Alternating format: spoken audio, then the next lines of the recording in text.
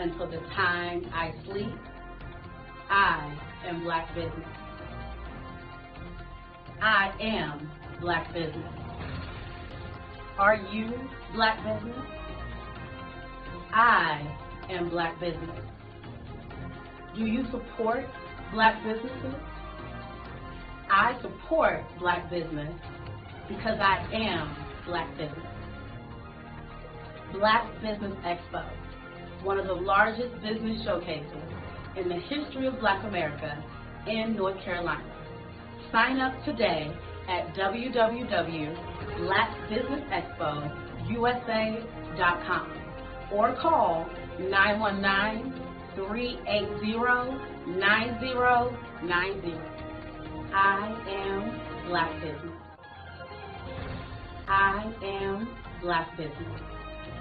From the moment I wake until the time I sleep, I am Black business. I am Black business. Are you Black business? I am Black business. Do you support Black businesses? I support Black business because I am Black business.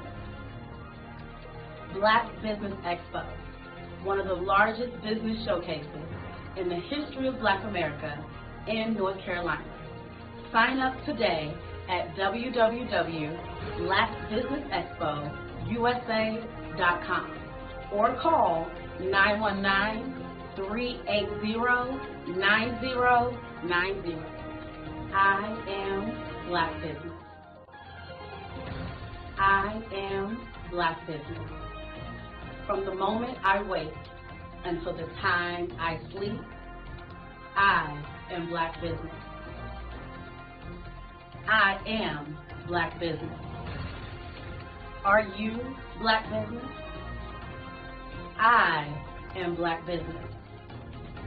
Do you support Black businesses? I support Black business because I am Black business.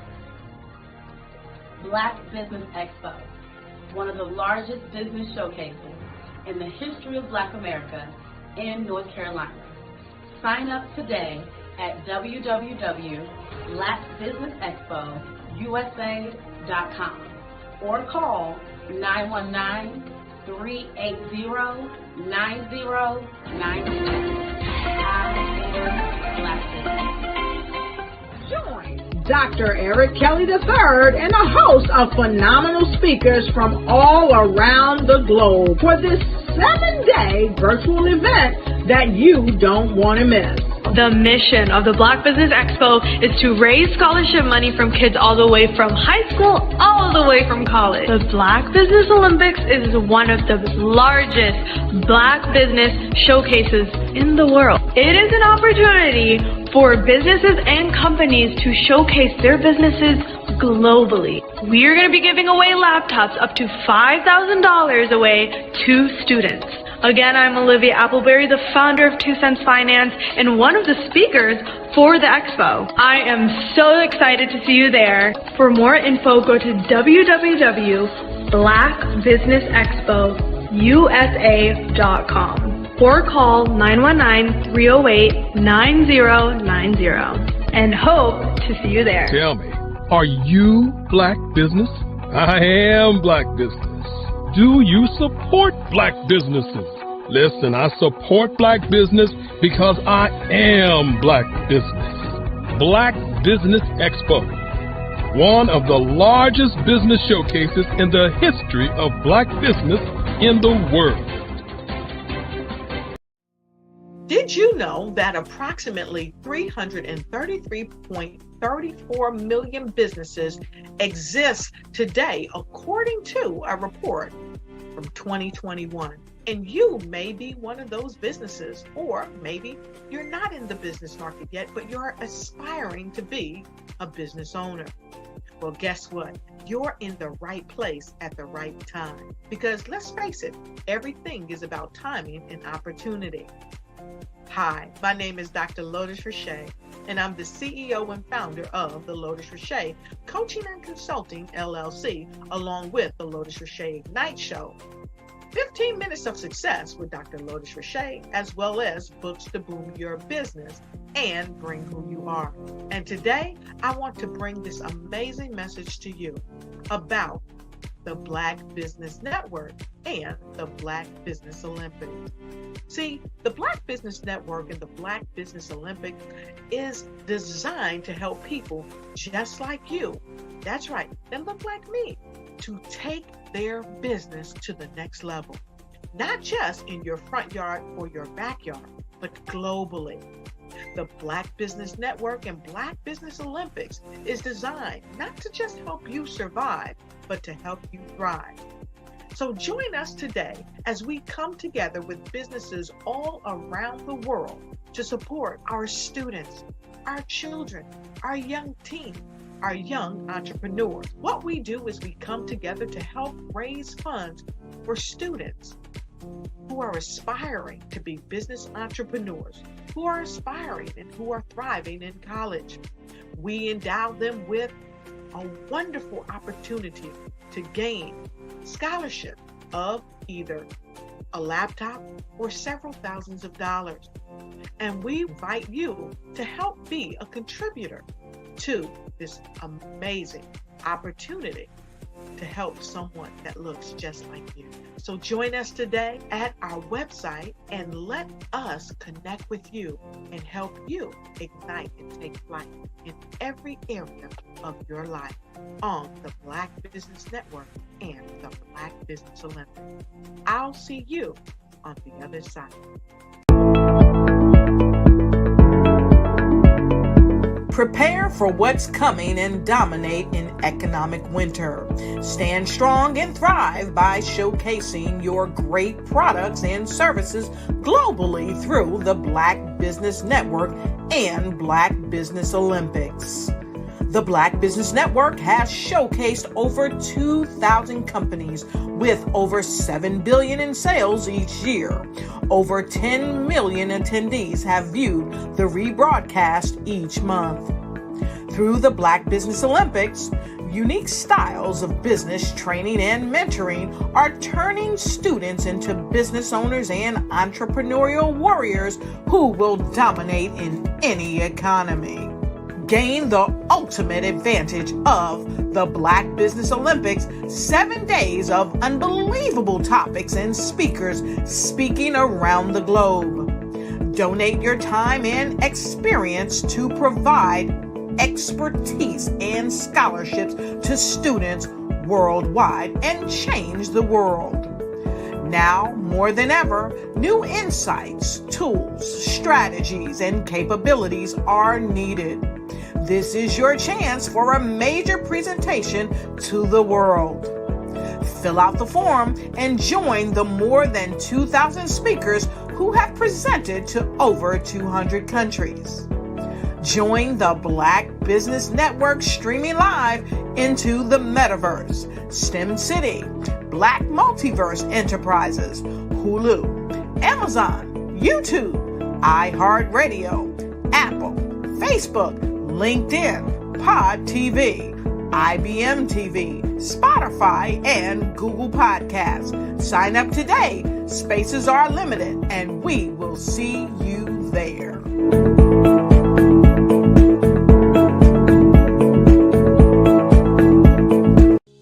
Attention business owners and high-level executives.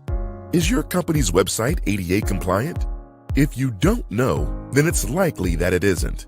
Companies are being sued right now because their websites are not ADA compliant. Nobody is safe. You may even know a company that's being sued right now because their website is non-compliant. You don't have to be a sitting duck any longer. Introducing Annexus ADA. Our new ADA compliance software allows us to offer you an entire suite of ADA compliance services that won't just put you in compliance, but also open your business up to the $650 billion disability market that you may not be serving right now. Our software is also great for your SEO rankings.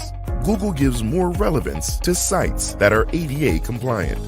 To get started, first, Go to www.anexusada.com.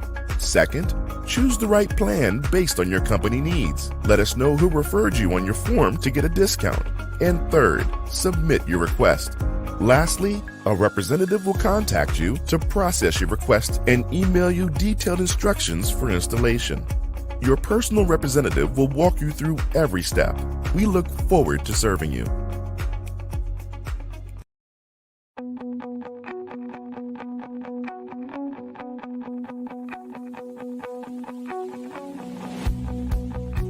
I am Black Business. From the moment I wake until the time I sleep. Yes, I am Black Business. I am Black Business. Tell me, are you Black Business? I am Black Business. Do you support Black businesses? Listen, I support Black business because I am Black Business. Black Business Expo, one of the largest business showcases in the history of Black business in the world. The world! Sign up today at www.blackbusinessexpousa.com or call 919-308-9090. I am Black Business.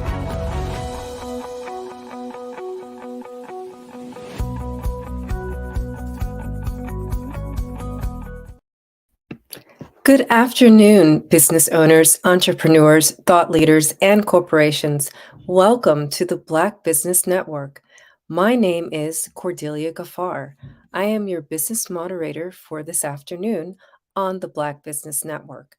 The Black Business Network is a 24-hour business network showcasing Black businesses, business owners, entrepreneurs, and thought leaders worldwide.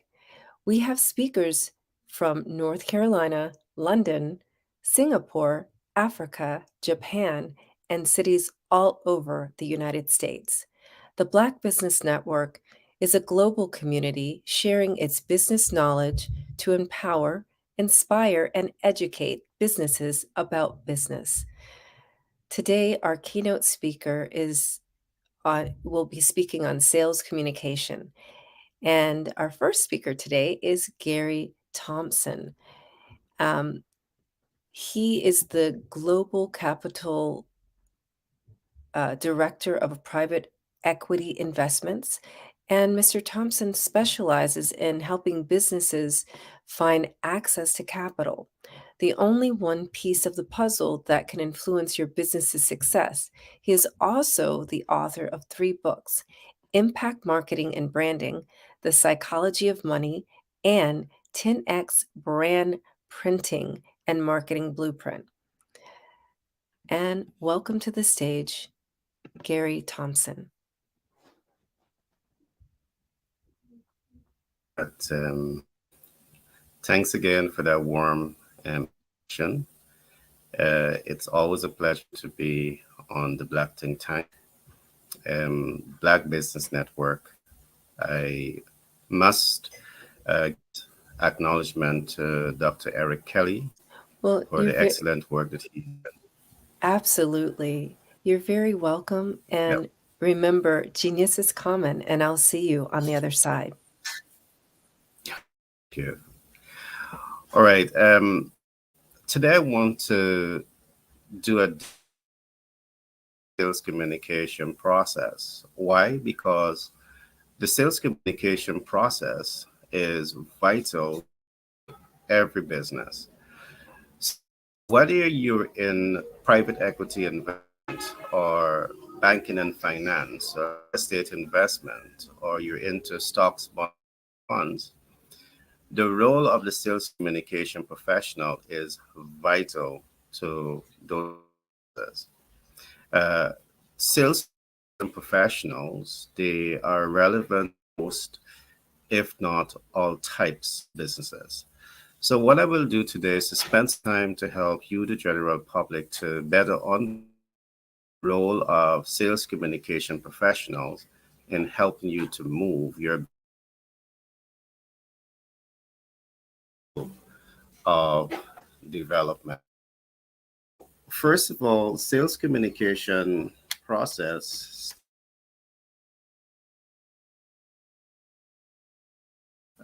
For example, in the sales communication process, you will learn about the sales process. And in the sales process, there's a number of concepts for you to take away. For example, you will learn things like how to command attention, how to pique interest, how to arouse desire, how to move the client into action, and how to convert first-time users into lifetime customers. Important tenets of doing business. The sales communication process will also help you to understand things like what is the communication process. And communication is an essential part of doing business. And it is also important for you to understand.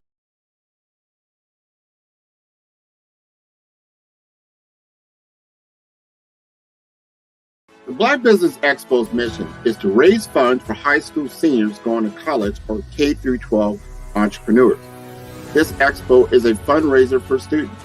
Please, you may go to www.blackbusinessexpousa.com to donate to the scholarship fund or use the Cash App at $BBXUSA.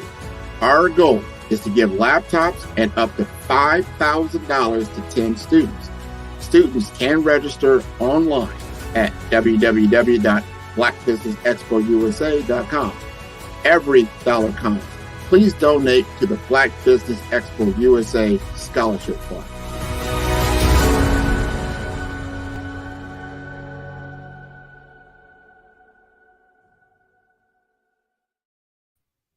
Good afternoon, business owners, entrepreneurs, thought leaders, and corporations. Welcome to the Black Business Network.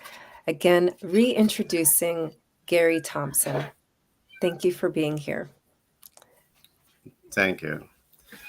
Yes, to continue, the sales communication process is vital. As I was saying before we went to that commercial break, is that the sales communication process helps you to understand, one, what is the sales process? It helps you to understand what is the communication process.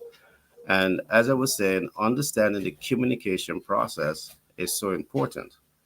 There are a particular sequence of activities that should be followed in the communication process. Along with this, we introduce some very new concept that we call the pull factors of sales communication. Now, to apply the pull factors of sales communication, it means that you must be a good influencer. And in the program that we have developed, it helps you to understand a number of techniques, a number of systems, a number of approaches that you can use to become a person of influence. Last but not least, in this program, we talk about the push factors of sales communication. And this is the one that most people are accustomed to. You pushing the sale.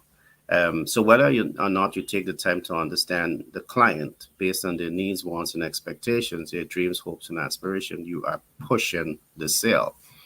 In our program, we discourage that kind of practice because we also help you to understand when you take the time to understand the absolute buyer data markers and how the absolute buyer data markers can better influence the push sales outcome, you definitely will become more excited about that.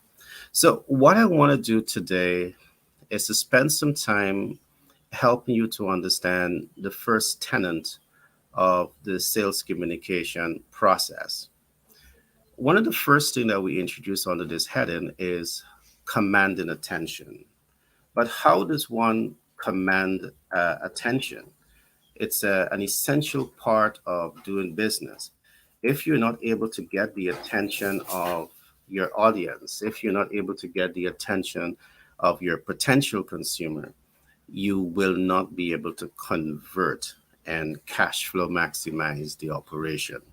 So knowing how to command attention is important. So I will take you through a sequence of things that can be done when you're attempting to command attention in business. So the step forward is that I will give you a broad overview of steps that you can take to command attention, and then I will do a deep dive into what commanding attention in business is all about. So, how to command attention? To command attention means that you want to commit the time, talent, and your resources to become a subject matter expert. And I will explain what that means as we go deeper into today's program. You want to invest the time to become a subject matter expert. So that's step one. Step two, you want to be market oriented and market sensitive. What exactly does that mean? It means again that you're taking the time to do research. You're taking the time to be sensitive to the market needs. And because you're sensitive to the market needs, you can now be responsive to the market needs.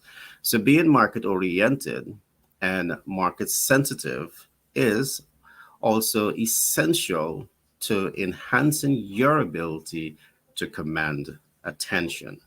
Step three, you have to become a value proposition master, a value proposition expert.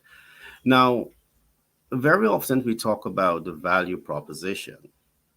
In this project that we have designed, also a new book titled Master the Sales Communication Process, as we talk about the value proposition, again, it's your business. We help you to identify how to develop your business, seeing your business from four different important touch points. You want to build a value proposition that is going to impact your workforce. Yes, you want to impact your workforce because absenteeism and staff turnover can significantly affect your business to cash flow. Your value proposition must also be built out to impact the consumers and potential consumers. Why? Because if products and services are not living up to their expectation, they can go to the competition. So you need to have very strong value proposition that appeals to your target market and to your team. The third area of impact, you also want to build your value proposition to appeal to the interests of the public.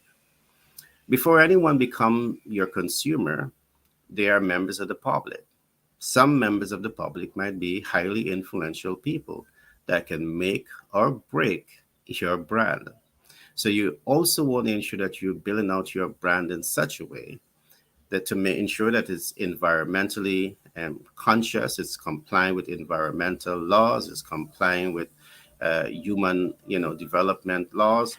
So the right influencers are more inclined and encouraged to come on board to endorse your brand to help move your brand forward. So that's the third area of impact when we're looking at your value proposition.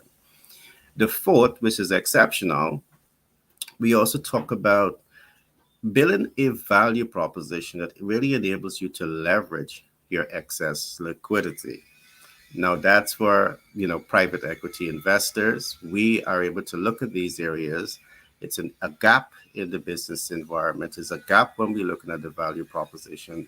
But of course, we look at this because we have the knowledge and experience and expertise to help businesses to build their value proposition to have those four important touch points. The third thing that you want to do when you're positioning yourself to become a subject matter expert to command consumers' attention, you want to master your sense of self. And this is important. This is the soft elements of doing business, mastering your sense of self. Now, what exactly does that mean? It means that you taken the time to, ensure that you have a strong sense of self. One of the things that I mentioned in my book many, many years ago is that people can never grow beyond their sense of self. So if your sales communication effort is based on a weak sense of self, you can only get weak results from your sales communication efforts. So you need to invest in ensuring that you have a strong, positive sense of self. Another soft skill that you need when you want to command attention, you want to master your self confidence. When everyone else around you may say, I don't believe in what you're saying and what you're doing, you need to be the one that believe in yourself. In our case, you believe in what you're doing, you believe in yourself because you are using data, meaning that you have information about your consumers. You have information about their needs and wants and expectations. You're innovating products and services largely based on that data. So you have confidence in starting a business. You have confidence in developing the products and the service. You have confidence in positioning that products and service in front of your ideal client. You need the confidence. You also need to apply yourself with confidence, apply yourself with mastery. So it's not only about your sense of self, it's not only about your sense of self-confidence, but the next step, you want to apply yourself with mastery. To command attention, you need to apply yourself with mastery. Now, these are some soft skills. As we go deeper, not today, into this initiative, you will have a better understanding. So I'm walking you through 10 important concepts that you need to learn, apply, and master when you are positioning yourself to become a sales communication professional who want to command public attention. The next step is you becoming a master influencer. Now, I'm happy to say in this initiative, we talk about several types of influencers. We talk about the humorous storyteller influencer. In any aspect of sales, you need to be influential. So the one techniques that you can use is to become the humorous storyteller influencer, or you can possibly become the empowering storyteller influencer. That's someone who is able to tell stories, and not only tell stories for the sake of telling story, but you're able to empower people and influence people to move in a particular direction. You may also become an inspirational storyteller influencer.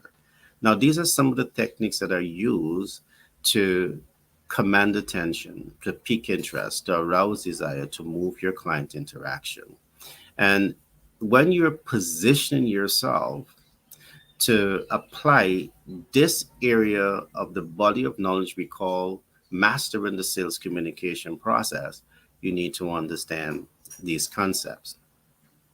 So that's just a sneak peek into some areas that you need to learn, apply, and master when you're positioning yourself to become a sales communication professional. So what I will do now, I will do a deep dive into the very first concept that was introduced to you that we call commanding attention. How to command attention. Now, to command attention, you need the right habits. You need the right habits. And I'm going to go a little deeper into this. Habits around getting to know your subject. You need to build the right habits around the subject that you want to establish yourself as a subject matter expert in. So it may be sales communication. So how much time are you spending daily, weekly, monthly to learn your subject matter? Another example, you might want to be an expert dealing with debt mitigation. How much time are you spending to learn things like the amortization schedule, how to read an amortization schedule, and how to leverage an amortization schedule? So depending on the area of expertise that you want to be in applying the sales communication process, it is recommended that you spend time to build the right habits around those areas. It might be private equity investment. It might be banking and finance. It may be real estate investment. It may be that you want to position yourself to become a top salesperson in stocks, bonds, and mutual funds. What habits are you building around this? So to command attention, you need to become a subject matter expert. And to become a subject matter expert, your ability to become expert in what you're doing will depends largely on the habits that you're forming around what you want to become. Some of the other habits that I want to recommend, you should develop healthy habits around reading about the area that you want to build strength in. You should spend time writing about the area that you want to become a subject matter expert in. You should take the time to form a powerful, think tanking group, where thoughts can be shared, and you leverage that group regularly that can challenge you to assess your strengths and abilities.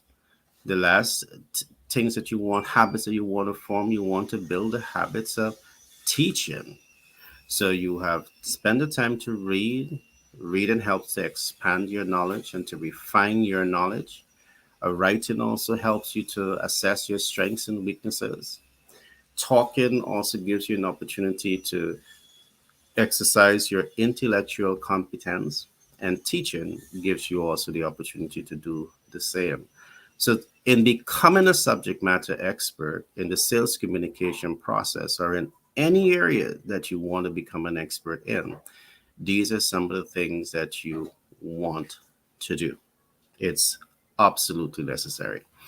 And I'm happy to say that we at Pitch Deck 101 LLC, Global Capital Inc., and 10X Branded and Marketed LLC out of New York, we specialize in providing these types of in-depth data to help you, the rising stars, as a subject matter expert, to have the information that you need to achieve your dreams, your hopes, and your aspiration. A few more things that I want to recommend as you position yourself to become a sales communication professional. You need to set clear targets, know exactly what you want to accomplish, ensure that you have the right mindset, ensure that as you develop your skill sets, that you have a strong value proposition. I spoke earlier on about the importance of the value proposition. You want to hold yourself accountable. If it is not enough for you to hold yourself accountable, you need to get an accountability partner that is there with you, that is giving you that support. So when you do not feel motivated to rise to that occasion to become your highest good, you have a community of people that are there supporting you and cheering you on. You need to be consistent. You need to build consistency around what you're doing. Consistency is what will lead to mastery.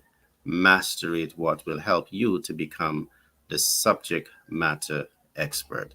So we're still talking about how to command attention. And what we're going into here, if you want to command attention, when you want to command attention, it's all about you, first of all, invested in yourself to become a subject matter expert. All right. It's about you investing in yourself to become a subject matter expert. So let me bring this back to the sales communication process. And the big question I want to ask now, how to command attention using data. How to command attention using data. You see, as a sales communication professional, it's not just about going out there and make the sale. Your interest is way above just making that sale and transferring goods and receiving that money, and that's the beginning and the end of sales. In the program that we will introduce you to, it really helps you to identify how to make that sale, how to impact that first-time users, and convert first-time users into lifetime customers. But to achieve this, you need data. So let's talk a little bit about data. One, you need access to data. Second, you need to leverage the data. Third, you need to know how to mitigate data. And it is the ability to mitigate data, to access, leverage, and mitigate data. It truly enables you to command attention. And I'm going to go a little more deeper into this. When we talk about access to data, leveraging data, mitigating data, what type of data are we talking about? We're talking about demographic data. And demographic data really helps you to understand your target market based on their age, based on their gender, based on their income specification. It helps you to understand that. And because you have this knowledge, you can target your audience with more clinical precision because you have the data. There are so many businesses that are starting today. There are so many businesses that are doing business without the data. So because you don't have data about your client, you're not able to truly command the attention. So data is important. So the first part of data that we're going to be looking at very briefly is demographic data. The second area of data that I want us to look at is the concept that we call the psychographic data. This too is important when you want to command attention, when you want to position yourself to become a subject matter expert in the sales communication process. Psychographic data helps you to understand people, the way they think, their habits, their lifestyle, their cultural type. And it is by understanding the psychographic data, this too really helps you to develop that degree of mastery in targeting the ideal client and targeting potential client with more clinical precision. In the absence of this data, you don't know what people like. You don't know what people are willing to invest in, and you don't know how to innovate products and services that aligns to the consumer's expectation. So that's a lost opportunity as relates to commanding attention.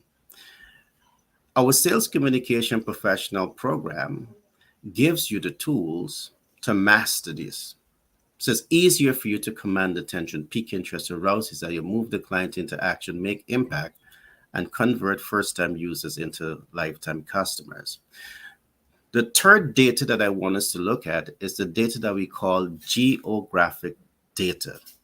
Now, what is geographic data and how important is geographic data to the business process, to the sales communication process? Now, the geographic data tells you exactly where your consumers are at. The geographic data helps you to understand the size of your market. The geographic data helps you to understand these type of information so you can make better business decision. Geographic data helps you to understand local realities in business, national statistics, regional statistics, and international statistics. For example, how important is this? When you look at the geographic data, what a geographic data does, it helps you to understand the size of your market. It helps you to understand the potential of your business to cash flow based on understanding the size of your market. When we look at regional data now, because you're just a local business, looking at regional data helps you to understand how to expand your operation and see additional cash flowing potential for that business. You need data. So the geographic data allows you to do a global examination in terms of looking at your consumer type, finding your consumer type, innovating products and services for that consumer type. So having data is so important when you want to become a sales communication professional. You're positioning yourself to become a subject matter expert, one that can command attention. So what we're going into here, I'm giving you a lot of information that's going to help you to understand how to command attention. So the next time you go to make a sale and the sale doesn't work, it is because you don't have the techniques, you don't have the system, you don't have the data. The data is your ammunition. The next concept that I'm going to talk about here very briefly is a concept that we call the absolute buyer data marker, the absolute buyer data analytics. And I'm going to briefly explain this to really help you understand the tools that sales communication professionals use in their day-to-day life. The absolute buyer data, first of all, acknowledge the fact that there are millions of entrepreneurs who are doing business and they are leveraging a concept that we call speculative data. Now, what is speculative data? Speculative data is that you get into business because you speculate that there is a needs, there's wants, and there's expectation. Speculative data is that you develop your cash flow projection and you put a huge sum of money without clearly identifying if it's really possible to generate that type of income, or what are the variables uh, to affect you or complement that process. For example, in starting a business, you may have competition. The competition may have greater strengths than you. And because of that, it's impossible for you to achieve the financial goal that you set for yourself. But because you're using speculative data, you don't know this. So the absolute buyer data really helps you to step away from that speculative data analysis into what we call the secondary data analysis. Now, what a secondary data analysis does, it stands on two pillars because secondary data can be reliable and secondary data can be outdated. And when it is outdated, it could be unreliable. For example, you are doing research and it says that in one particular geographical location, you have 1 million person, but that data was developed 10 years ago. In a few years later, we know that persons who were living in Manhattan, they were moving from Manhattan to other, locations because of better rent and a range of other things. So if you're targeting Manhattan as a location to position your products and services because you have a population decrease, the financial goals that you're setting for yourself, you would not have been achieving. But again, you wouldn't know that because of the fact that you are not data driven. You are not using the absolute buyer data to help that business to make smarter business decisions. So on the other hand, we recommend that if you're using secondary data, you want to be certain that secondary data is reliable. Market realities are shifting constantly, and you need to be oriented to those shift and changes. You need to be sensitive to those shift and changes so the business, all right, you can adopt the business to respond to these changes in an appropriate manner. The absolute buyer data also helps you to understand the primary market research. The primary market research is what we are so excited about because it is where you go into the ground and you get an accurate data, current data about your market. Yes, we know doing primary market research is capital intensive, but I'm here to say to you, it don't have to be capital intensive when you know what you're doing, when you have networks and you're able to leverage those networks. But I emphasizing of the importance of primary data. Why? Because this is where you go to the ground to get the information about your ideal client. So here is where you're in the field. You're engaging with the ideal client and you're talking to them one-on-one, and you're able to extract with that conversation what are their needs and their wants and their expectation, what are their pain points. And because you're interacting with them, you can directly extract this information. So when you go to your drawing board and when you go to your room of or table of innovation, you're innovating based on that accurate data. That accurate data allows you to innovate products to command attention. There's other pluses. For example, because you have this one-on-one interaction with the potential consumer, you can get them to subscribe to your innovation before the innovation takes place. So you can cash flow that process. You can build continuous relationship with them. They can become subscribers to your project. So there's a range of possibilities and advantages when we leverage primary data to understand your target market, to innovate products and services that are aligned to their dreams and hopes and aspirations. And that puts you in a better position to command attention using the sales communication process. Now, I do believe I've done a lot of talking here today. I just want to, for the benefit of the audience, I want to quickly go through some of the data to bring some more clarity to it. I'm going to be looking now at a concept that we call the absolute buyer data markers and analytics. So we talked earlier about speculative data analysis. Just to be a little bit more pointed here, speculative data analysis is when you're using speculation as an expert opinion, meaning that there is zero KPIs and you do not have those key performance indicators because you're speculating. Secondary data, I've already explained that. With secondary data, you're extracting information from places like the census return, archives. Those are units that you can go to get secondary data. You know that in extracting those information, you want information to be reliable.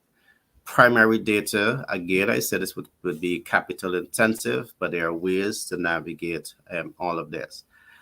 Demographic data, it is something for us to talk about.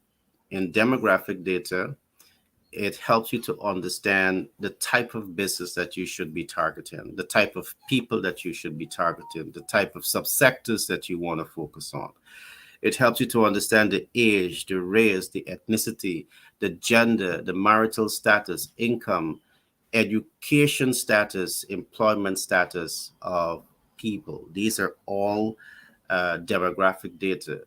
And you need to know if you're positioning yourself to leverage the sales communication process to command consumers' attention. You need to know this. Psychographic data, just to emphasize a little bit more on this, you need to understand people's lifestyle, people's culture, people's social class. You need to understand groups and reference groups. You need to understand personality types. You need to understand opinion leaders or influencers. You need to really take the time to understand people's interests, their areas of activities, their belief, their value system. All of these things are influencing people's purchasing decisions. And if you don't know this, it's a lost opportunity to command attention. All right. So it's important that as you position yourself to become a sales communication expert, a sales communication professional, you take your time to understand the absolute buyer data and marker. Geographic data, I've already explained all of that. I'm just going to re-emphasize habits. I'm just recapping some of the things that we talk about. Habits is very, very important. Habits. Set clear targets. Build healthy habits around that. Develop a healthy mindset. All right. Build healthy habits around that. You need to believe in yourself as you set yourself big goals. You need to believe in yourself. And that belief will grow as you build healthy habits around the things that you want to realize in your life. Have a strong value proposition. We have talked about the value proposition.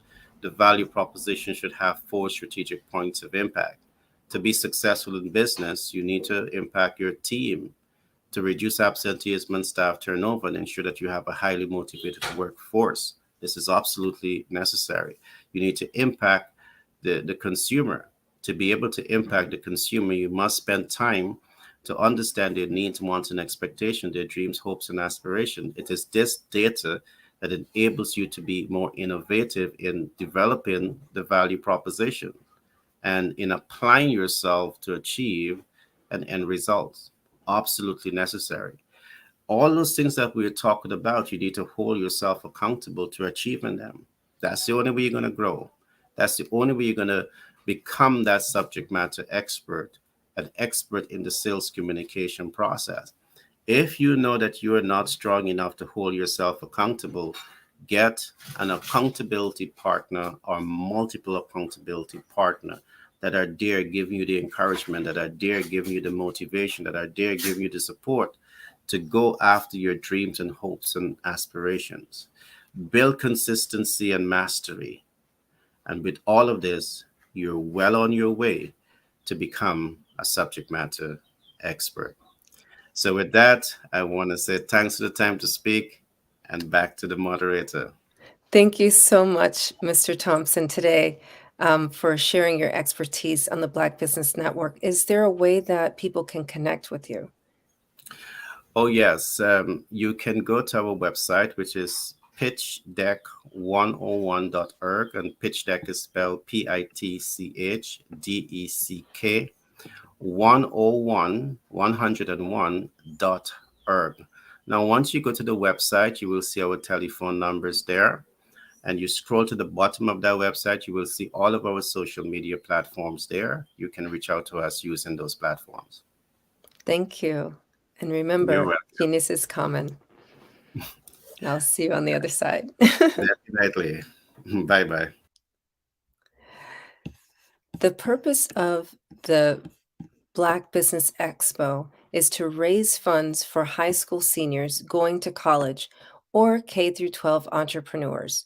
This expo is a fundraiser for students. You may go to www.blackbusinessexpousa.com to donate to the scholarship fund or use the Cash App that is on the screen below, which is BBXUSA. Our goal is to give laptops and up to $5,000 to 10 students. Students can register online at www.blackbusinessexpousa.com. Every dollar counts, so we want to remind you to donate to the scholarship fund. We want to thank our Black Business Expo USA sponsors for March 2023.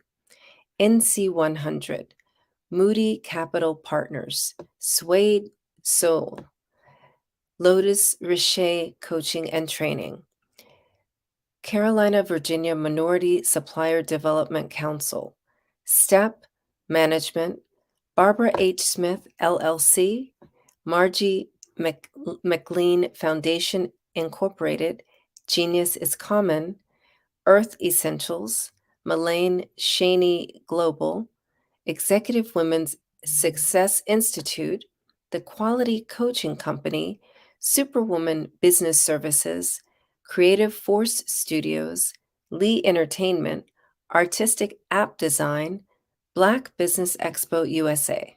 Genius is common, and I'll see you on the other side.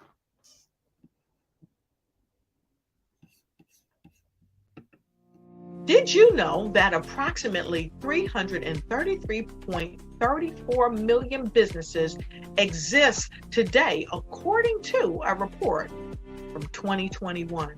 And you may be one of those businesses, or maybe you're not in the business market yet, but you're aspiring to be a business owner. Well, guess what? You're in the right place at the right time. Because let's face it, everything is about timing and opportunity. Hi, my name is Dr. Lotus Richer, and I'm the CEO and founder of the Lotus Richer Coaching and Consulting LLC, along with the Lotus Richer Ignite Show. 15 minutes of success with Dr. Lotus Richer, as well as books to boom your business and bring who you are. And today, I want to bring this amazing message to you about the Black Business Network, and the Black Business Olympics. See, the Black Business Network and the Black Business Olympics is designed to help people just like you, that's right, that look like me, to take their business to the next level. Not just in your front yard or your backyard, but globally. The Black Business Network and Black Business Olympics is designed not to just help you survive, but to help you thrive. So join us today as we come together with businesses all around the world to support our students, our children, our young teens, our young entrepreneurs. What we do is we come together to help raise funds for students who are aspiring to be business entrepreneurs, who are aspiring and who are thriving in college. We endow them with a wonderful opportunity to gain scholarship of either a laptop or several thousands of dollars. And we invite you to help be a contributor to this amazing opportunity to help someone that looks just like you. So join us today at our website and let us connect with you and help you ignite and take flight in every area of your life on the Black Business Network and the Black Business Olympics. I'll see you on the other side.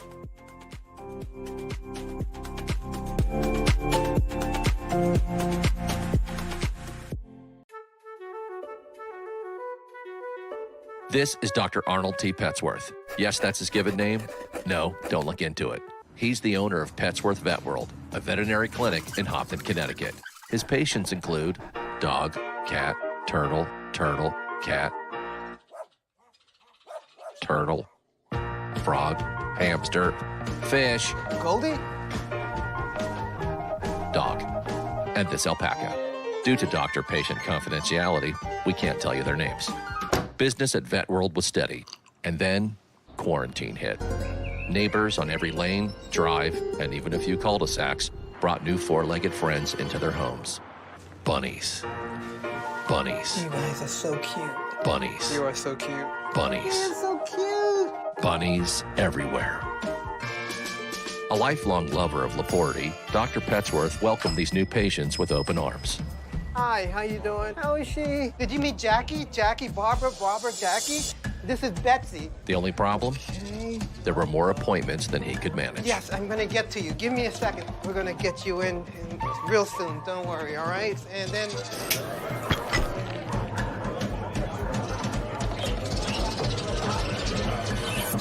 That's when Dr. Petsworth turned to his American Express business card, which offers flexible spending limits that adapt with his business. He decided to hire a new assistant, Julio, who's actually more of a bird guy. But that's just between us. And with the power to make big purchases in his hands, he used his card to furnish a new exam room with extra tail space. Together, Dr. Petsworth, Julio, and American Express Business made sure all the pets of Hopton got the love and care they deserved. All right, Julio, man, that was great, man. And everyone was happy. Especially these guys. Get the card built for business by American Express.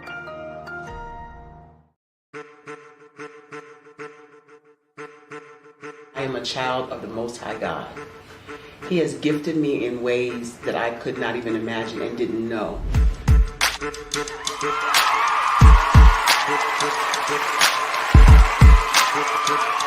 There was a time when I didn't know who I was.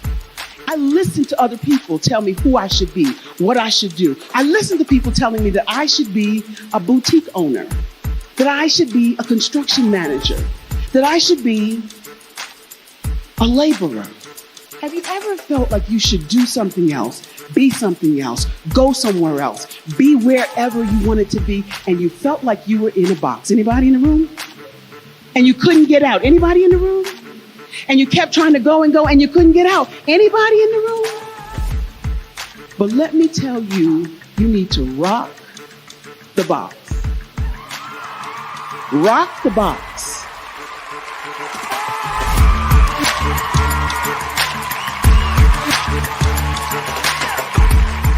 I am engaging inspiring, and empowering.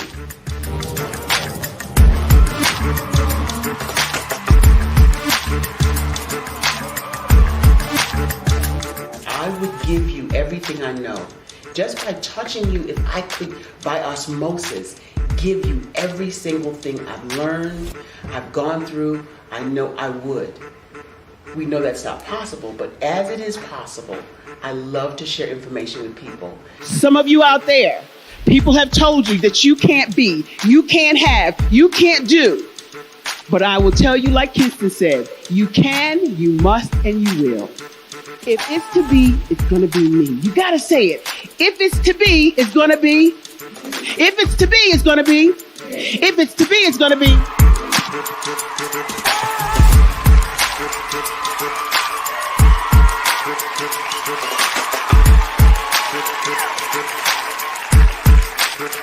Barbara is because she believed what her mama said about her and not what other people told her.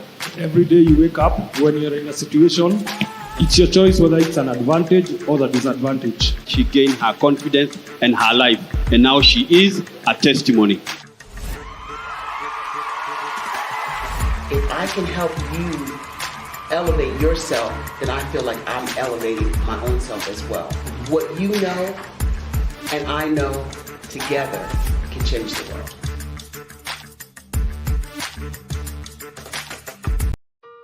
Hello, this is Israel, and I am CEO of Daydreams Interactive and author of Princess Planet. So, genius is common, and as a kid, I loved to daydream. Even as an adult, I love to daydream.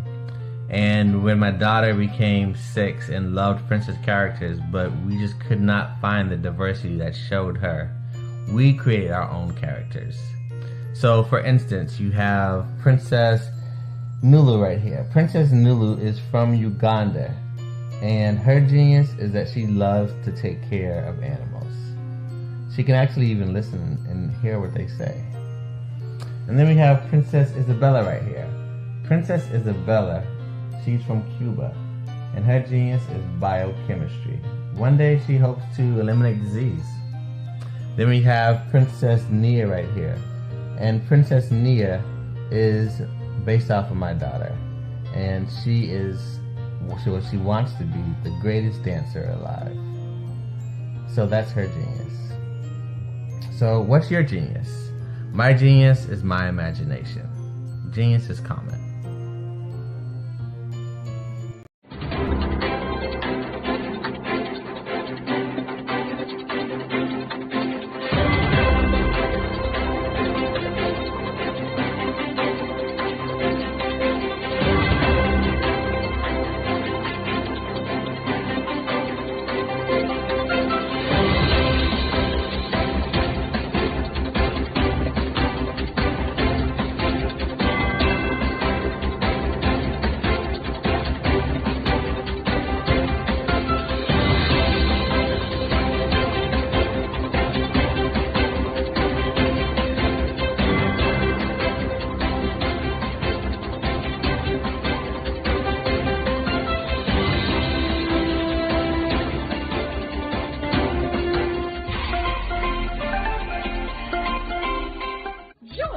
Dr. Eric Kelly III and a host of phenomenal speakers from all around the globe for this 7-day virtual event that you don't want to miss. The mission of the Black Business Expo is to raise scholarship money from kids all the way from high school, all the way from college. The Black Business Olympics is one of the largest Black business showcases in the world. It is an opportunity for businesses and companies to showcase their businesses globally. We are going to be giving away laptops up to $5,000 away to students. Again, I'm Olivia Appleberry, the founder of 2 Cents Finance and one of the speakers for the expo. I am so excited to see you there. For more info, go to www.blackbusinessexpousa.com or call 919-308-9090 and hope to see you there. I am black business. From the moment I wake until the time I sleep. Yes, I am black business. I am black business. Tell me, are you black business? I am black business. Do you support black businesses? Listen, I support black business because I am black business.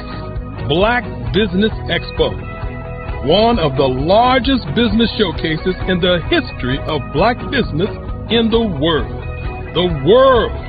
Sign up today at www.blackbusinessexpousa.com or call 919-308-9090. I am black business. I am black business. From the moment I wake until the time I sleep, I am black business. I am black business. Are you black business? I am black business. Do you support black businesses? I support black business because I am black business. Black Business Expo, one of the largest business showcases in the history of Black America in North Carolina. Sign up today at www.blackbusinessexpousa.com or call 919-380-9090. I am black business. I am black business. From the moment I wake until the time I sleep, I am black business.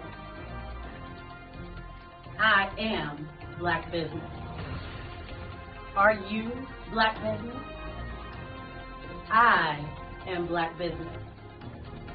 Do you support black businesses? I support black business because I am black business. Black Business Expo, one of the largest business showcases in the history of Black America in North Carolina. Sign up today at www.blackbusinessexpousa.com or call 919-380-9090. I am black business. I am black business. From the moment I wake until the time I sleep, I am black business. I am black business. Are you black business? I am black business. Do you support black businesses? I support black business because I am black business. Black Business Expo, one of the largest business showcases in the history of Black America in North Carolina. Sign up today at www.blackbusinessexpousa.com or call 919-380-9090. I am black business. Join Dr. Eric Kelly III and a host of phenomenal speakers from all around the globe for this 7-day virtual event that you don't want to miss. The mission of the Black Business Expo is to raise scholarship money from kids all the way from high school all the way from college. The Black Business Olympics is one of the largest black business showcases in the world. It is an opportunity for businesses and companies to showcase their businesses globally. We are going to be giving away laptops up to $5,000 away to students. Again, I'm Olivia Appleberry, the founder of 2 Cents Finance and one of the speakers for the expo. I am so excited to see you there. For more info, go to www.blackbusinessexpousa.com or call 919-308-9090 and hope to see you there. Tell me, are you black business? I am black business. Do you support black businesses? Listen, I support black business because I am black business. Black Business Expo, one of the largest business showcases in the history of black business in the world.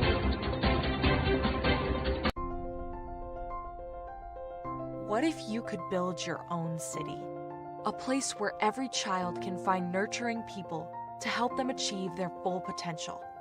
A place where every adult can access job training support, where health education is abundant, where social justice ruled the land. A place without limitations. Welcome. You have arrived at STEM City USA.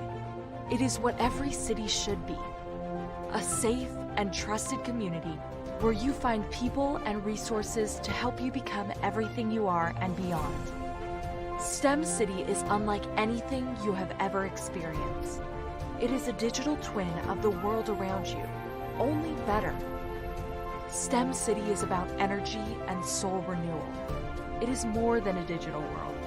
You can almost feel the power of live cultural events, music, and theater. STEM City promises a better future for children with caring mentors and hands-on activities with dedicated tutors to support our youth. STEM City is your passport to a healthy lifestyle with weekly events addressing our community's many issues. STEM City is your financial well-being with helpful information on wealth management, career advancement, job training, and so much more. STEM City is the community you deserve. It is the city where your dreams can come true. STEM City USA, a place in the sky that is accessible to all who reach for the stars.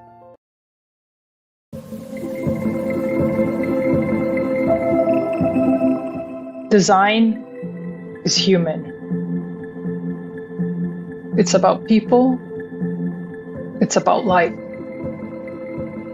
We've designed everything around us since the beginning of time. The things that we see, the things that we hear, experience, and feel. And in this evolving digital frontier that we are calling the metaverse, there are opportunities to do things that we never thought were even possible. But with innovation comes responsibility, and there will be many challenges that we must face and overcome together. I've often wondered, how do we create balance between humanity, technology, and the environment in a world that is already constructed? It's as though we are designing against the grain. This is something that many of us are trying to figure out at this technological tipping point. I personally have spent countless hours of my life, especially in the last few years, really thinking about this, thinking about how to create amazing, innovative, and artistic, immersive experiences using technology, but while still doing our part in this world to protect our people and to protect the environment. And what I've realized is that collective thinking around design is holding us back. It's become mechanical, a series of conflicting checklists and linear conventions, components of production cycles. We don't always think about design as coming from within, as inherent to our species, the human.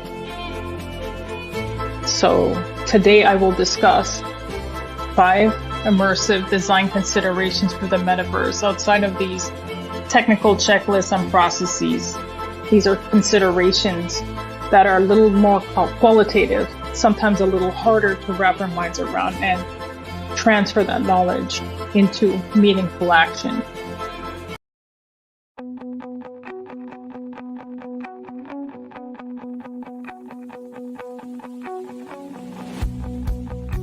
I am black business.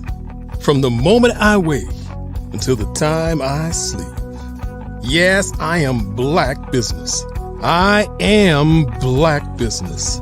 Tell me, are you black business? I am black business. Do you support black businesses? Listen, I support Black business because I am Black business.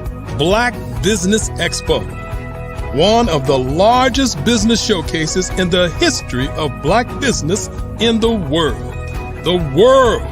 Sign up today at www.blackbusinessexpousa.com or call 919-308-9090. I am Black business.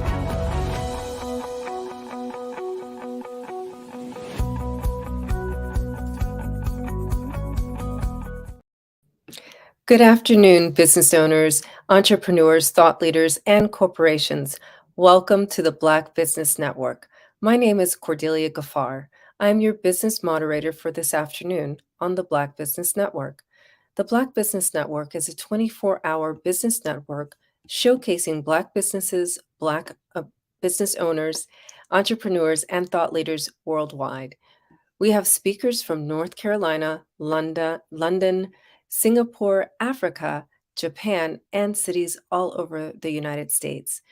The Black Business Network is a global community sharing its business knowledge to empower, inspire, and educate businesses about business. Next, we will have a Black business panel on how to grow your business and the challenges of being in business, led by Wade Randolph. Bringing to the stage Wade Randolph. He is the CEO of Randolph Unlimited Professional Training and Speaking Company. His company specializes in helping business professionals improve performance, productivity, and revenue. Additionally, his company offers training and keynote speeches on improving workplace performance, leadership, teamwork, enhancing communication, sales, and motivation. Welcome to the stage, Wade Randolph.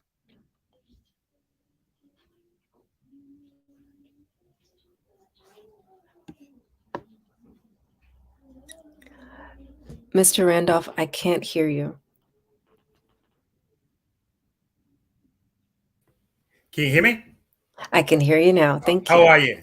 I'm doing well. Good. Thank you for that great introduction. So we're going to do something different, something a little bit unusual here. We're going to bring some of the business owners in the network together to give you 2 tips and techniques of how to grow your business. I want you to think about it. What business are you in and what business are you envisioning to go in? So the purpose of this is a unique experience that we're going to give you, is that we're going to, and I'm going to be your moderator and host for the next 30 to 45 minutes of just questioning some of our Black business owners about why they grow, how they grow their business, what's their challenges in the business, how they overcame it, and to give you 2 tips and techniques of how to take your business to the next level. So let me ensure that we can bring in our panel very quickly, very easily, and start this unique, interesting, and life-altering session. So here's what I want to do. I want to do this old school. So I want to give you a minute to grab your pad, grab your tablet, and grab whatever, because you want to go and take some notes, because these panel is going to give you an insight of what you need. Rosa, how are you? I am fabulous. How are you? Great. I'd love to hear the word fabulous. So Rosa, we're going to do this a little bit different because we're going to bring our insights, techniques, and talents to the audience. If you would, we're going to have other people that will join us, but take a moment, give the name of your business itself, and first your contact information, which is very important. So if you would, please. Awesome. My name is Rosa Green, of course. My company is 48 Hour LLC, and I work to be efficient, strategic, and creative in how I support business owners. I am a business concierge, so all of the things that business owners can't do, won't do, need someone else to do, that's where they contact me. My website where I can be reached at is 48 hours, so the numeral 4 and 8, hourllc.com, and there is a contact form for those who want to get in touch with me, along with my email address there as well. Love it. Thank you, Rosa. So as we have other professionals to pop in, Rosa, one more time, just your contact information, please. Yes, that is 48hourllc.com. So numeral 4 and 8, hourllc.com. Excellent. Curtis, thank you for joining us. Thank you for having me. Appreciate you. If you would take a moment and give your contact information, sir, in a brief, quick 1-minute overview of your business. Okay, absolutely. My contact information will be it's not rocket science coaching.com. Again, it's not rocket science coaching.com. I am a men's life coach. I help men communicate their way to healthy relationships. So in a nutshell, I coach men who are dealing with all sorts of different challenges, or be it personal or professional. Excellent. I appreciate that insight. And your contact information very quickly, sir. My in a way of email address is going to be it's not rocket science coaching @gmail.com. I got it. It's not rocket science for me, so I'll keep that in my back pocket. Okay. Cordelia, if you would, you were just so lovely to introduce me, but let me return the favor. If you would introduce yourself and your contact information. Thank you. I'm Cordelia Gafar, and I'm an executive transformation coach, and I'm a speaker and an author as well. I help individuals to create sustainable practices of self-nurturing so that they can live in their ultimate joy. And my website is cordeliagafar.com. Excellent. One more time. Website, please. cordeliagafar.com. You know, guys, I'm a little slow, so I always like to get that out twice to the audience just to make sure they have it. So let me just start this panel, and I'm going to ask you one question. Whoever wants to pick this up first, just answer it. Why did you start your business? Why did you start your business? I started my business because I wanted to serve people who struggle with burnout. When I left corporate America, I was a CFO, and toggling between taking care of my family and the demands of my position, the only way I could survive was by creating sustainable practices of self-nurturing, and I just wanted to give back. Excellent. Rosa, if I can have your insight, please, ma'am.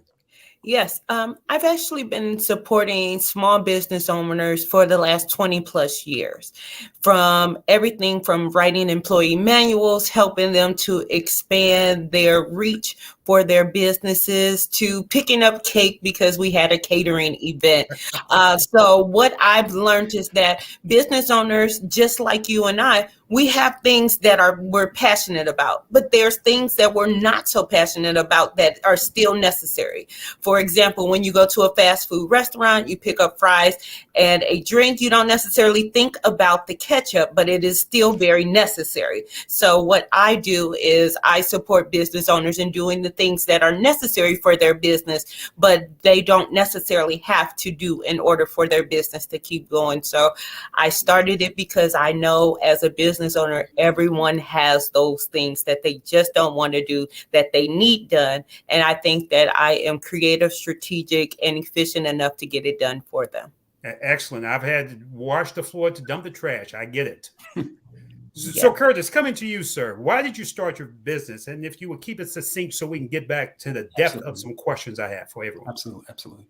Yeah, the reason for I started my business, first and foremost, it was on a more personal level or just more professional level. Wanted to change my outcome, from what I was dealing with in life. Wanted more of whatever there was out there. And then at some point it became more on a personal level. I needed to do this for not only for me, but for others, to help others. So that's where I'm at right now.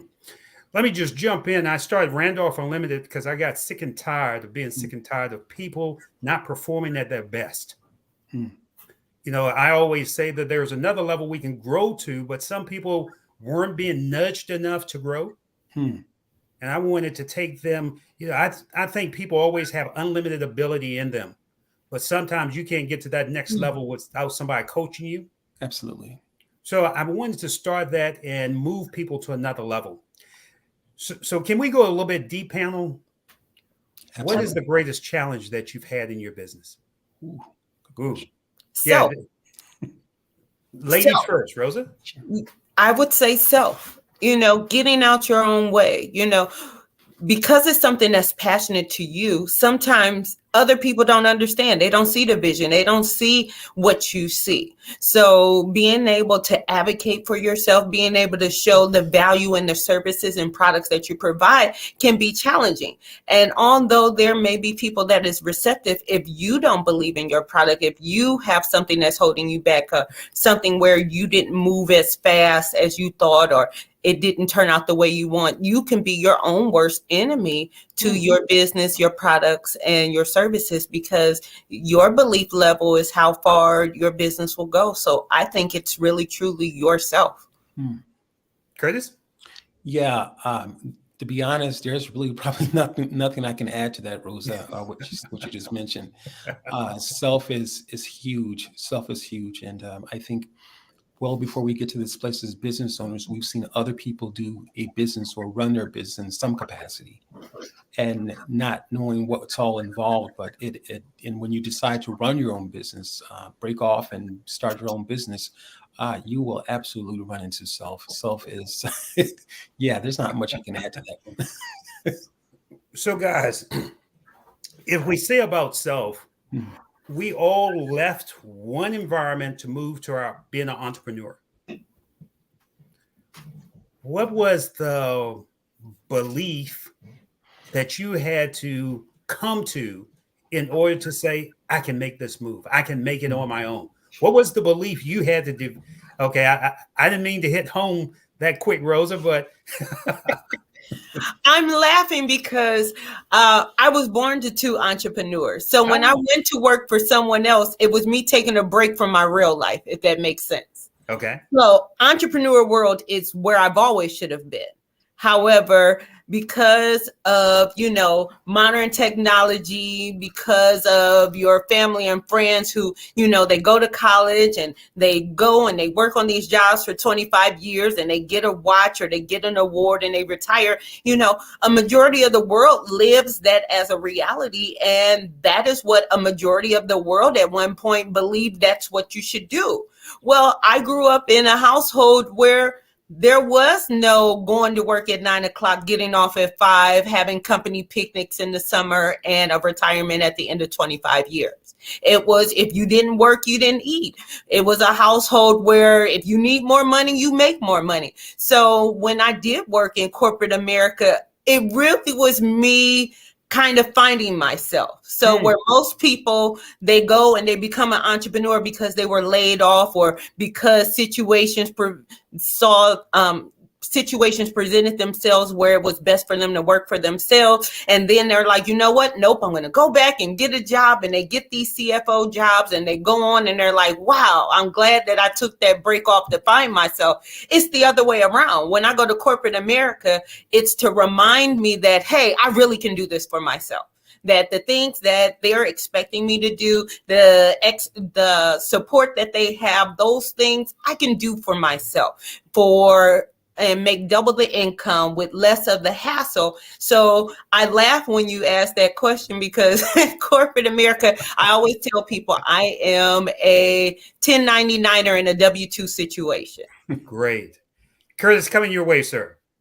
And I'm sorry, can you repeat the question again? I apologize. So what was the belief that made you say, this is it, I can jump out of whatever I'm doing and start Men's Life Coach? Wow, great question. For me, it was really looking back at that person that was as a youth. And I can remember my mother listening to A.L. Williams and other motivational speakers when I was younger. And not knowing who they were, I had aspired to be a motivational speaker, inspired to encourage people.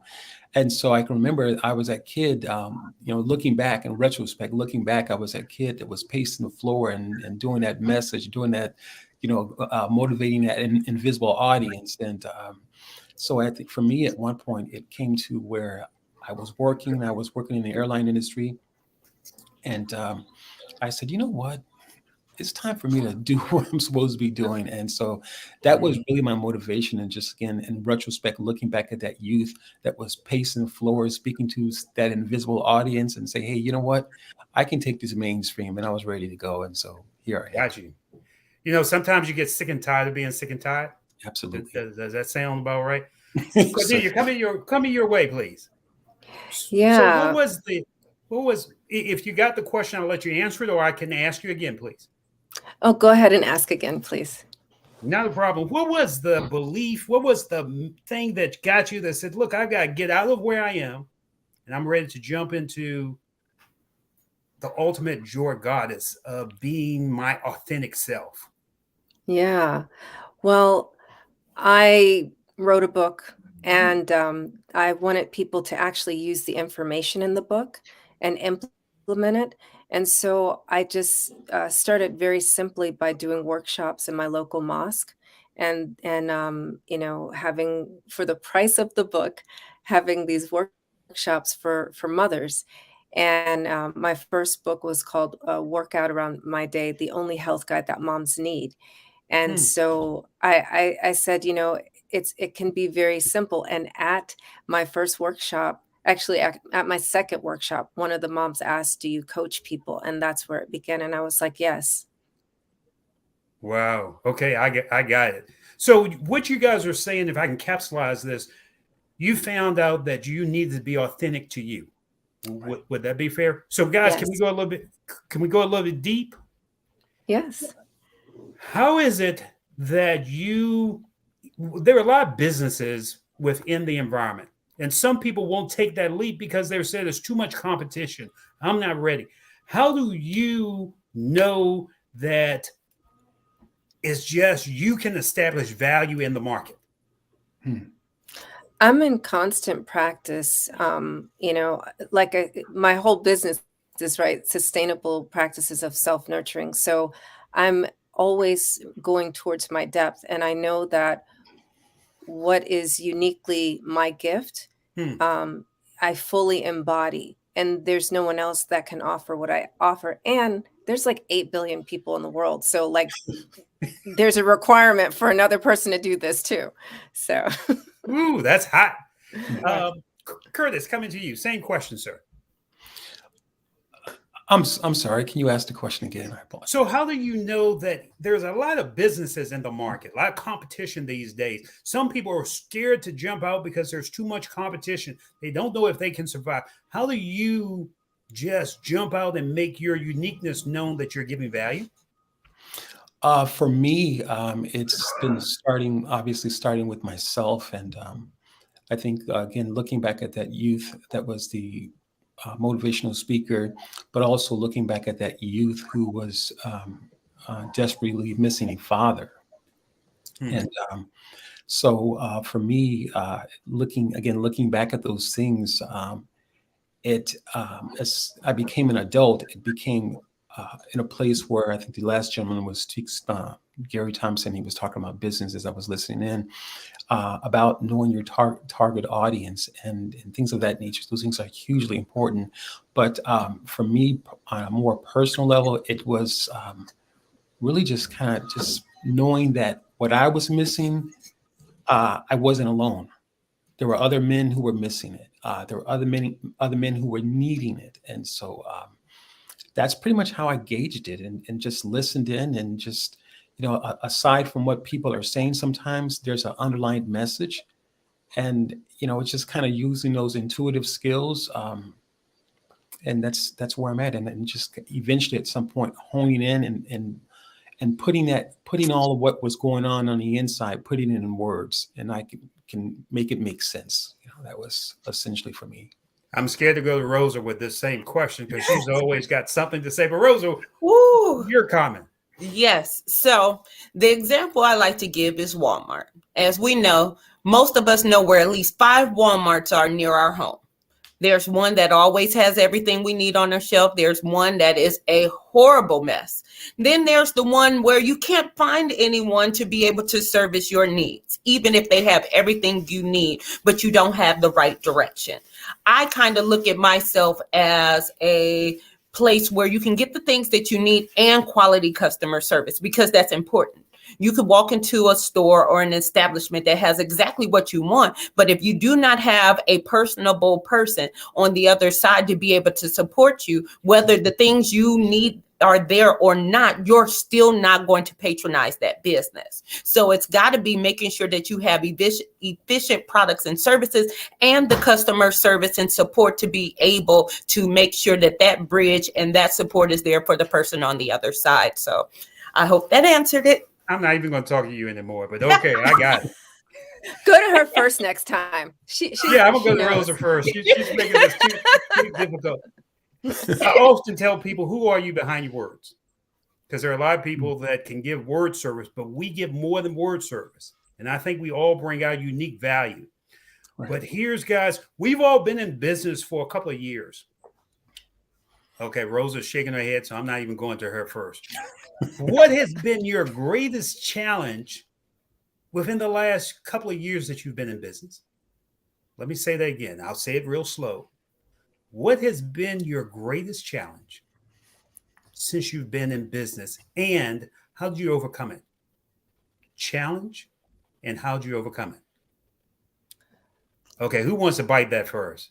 Well, go ahead, Rosa. I see you.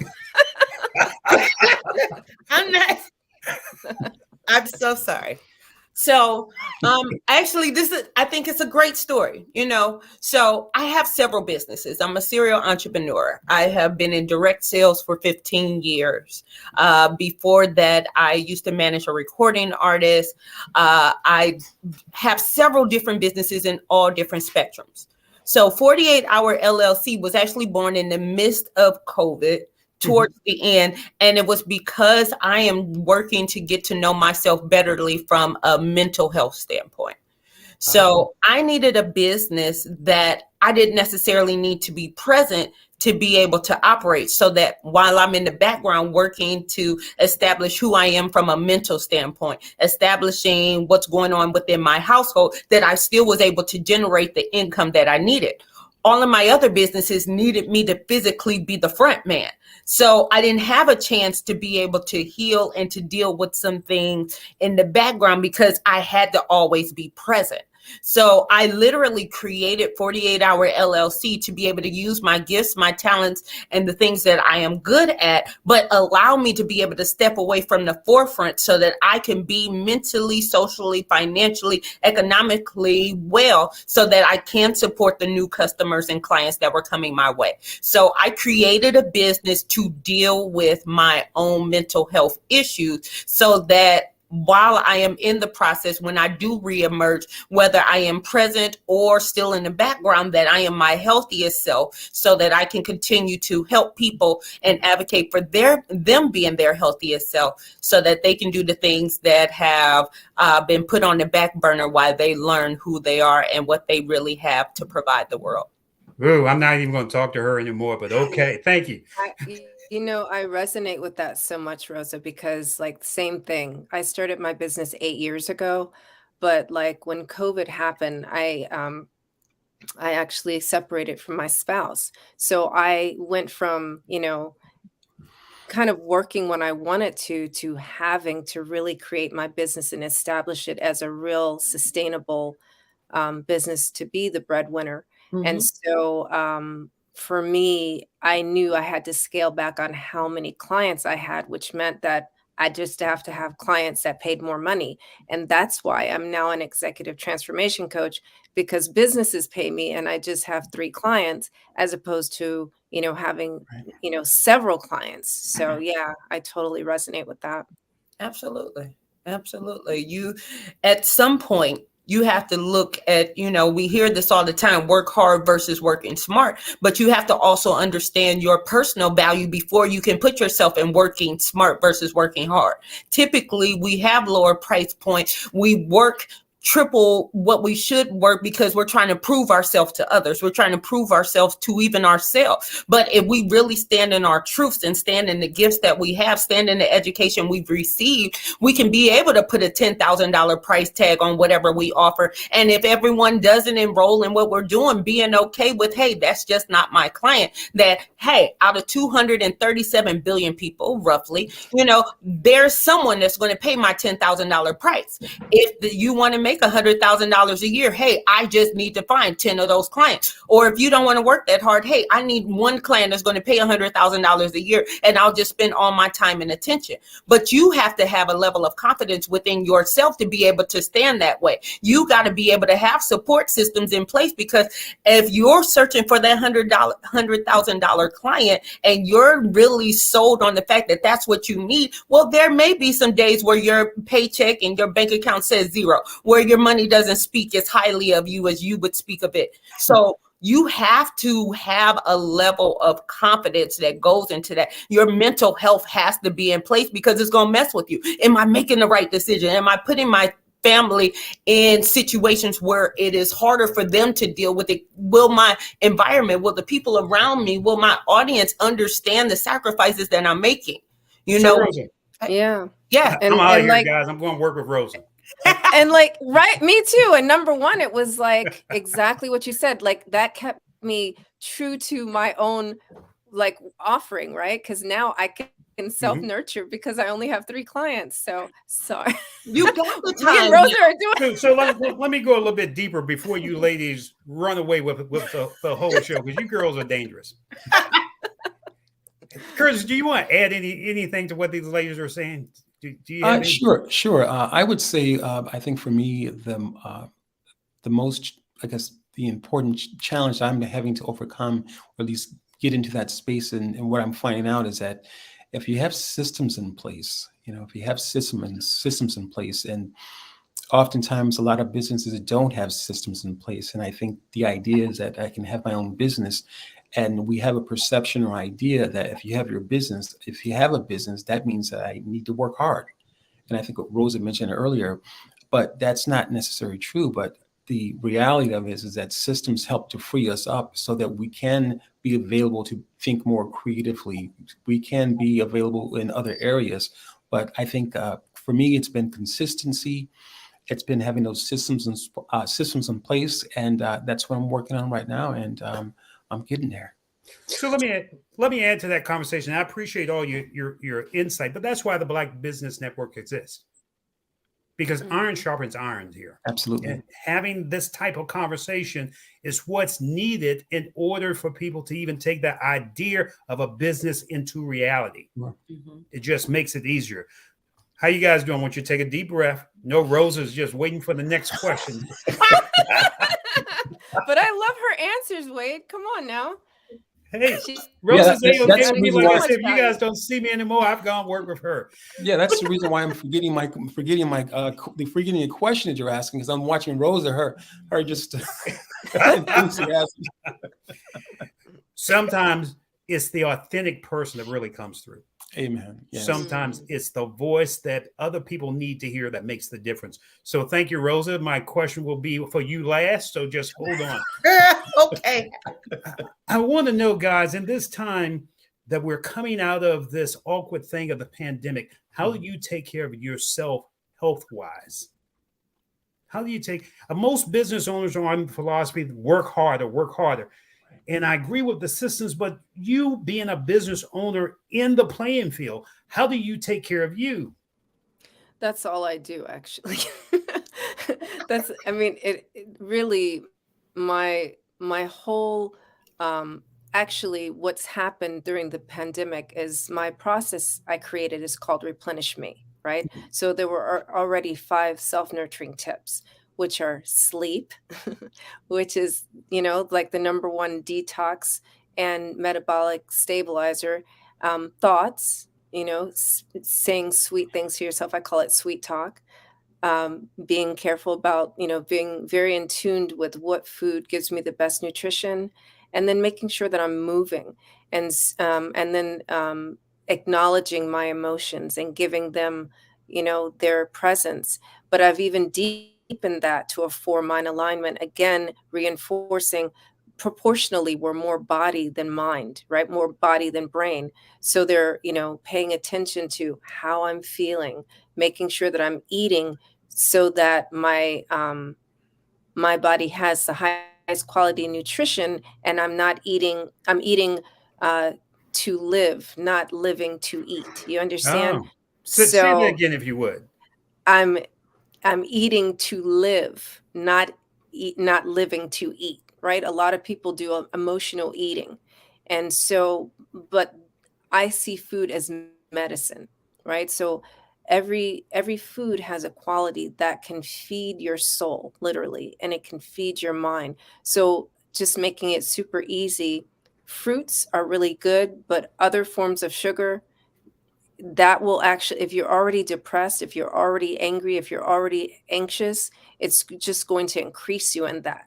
And so, and it's an addiction, and so rather than do that, I will eat plant-based proteins, but not these, like tofu or anything like that, but actual like fava beans and black chickpeas and the darker lentils that have a higher quality iron. Nutrition is my background. Higher quality iron and fiber, and it balances your chromium levels so that you don't have that desire for sugar. And then eating the bitter greens, like mustard greens and dandelions, and softening it with bok choy so that it changes my palate, you know? And as far as movement, now, I've always been a hiker, but now I go for trails that have rocks so I can rock climb and hike and really be in connection with the elements. So that's the way I take care of myself. Now, Rosa, I saw your face when she said dandelions. Just go ahead. Just give me your insight and keep it to a minute because I got more questions for you guys. What is it that you do to take care of your health? Not dandelions. I'll say that. It's definitely not. I'm not doing that.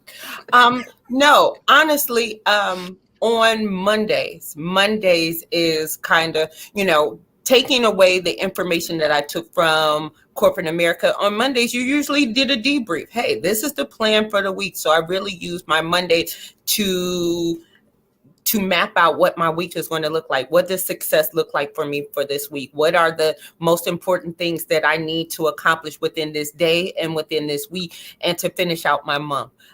So planning is definitely part of my self-care, because when you have a plan, you know what to do. You don't have idle time. The last time that I was bored, I was probably 20 years ago, because, people are like, oh, I don't have time to be bored. I have too many goals in my life to be bored. So, that's one of my self-care things. Another thing is, again, regularly seeing my therapist. Hey, this is what's going on with me. Let me slow you down on that. Let's just not run through that. Yes. Because in our culture, seeing a therapist or a psychiatrist is taboo. Am I right? Absolutely. It is. I think that we are talking about it more.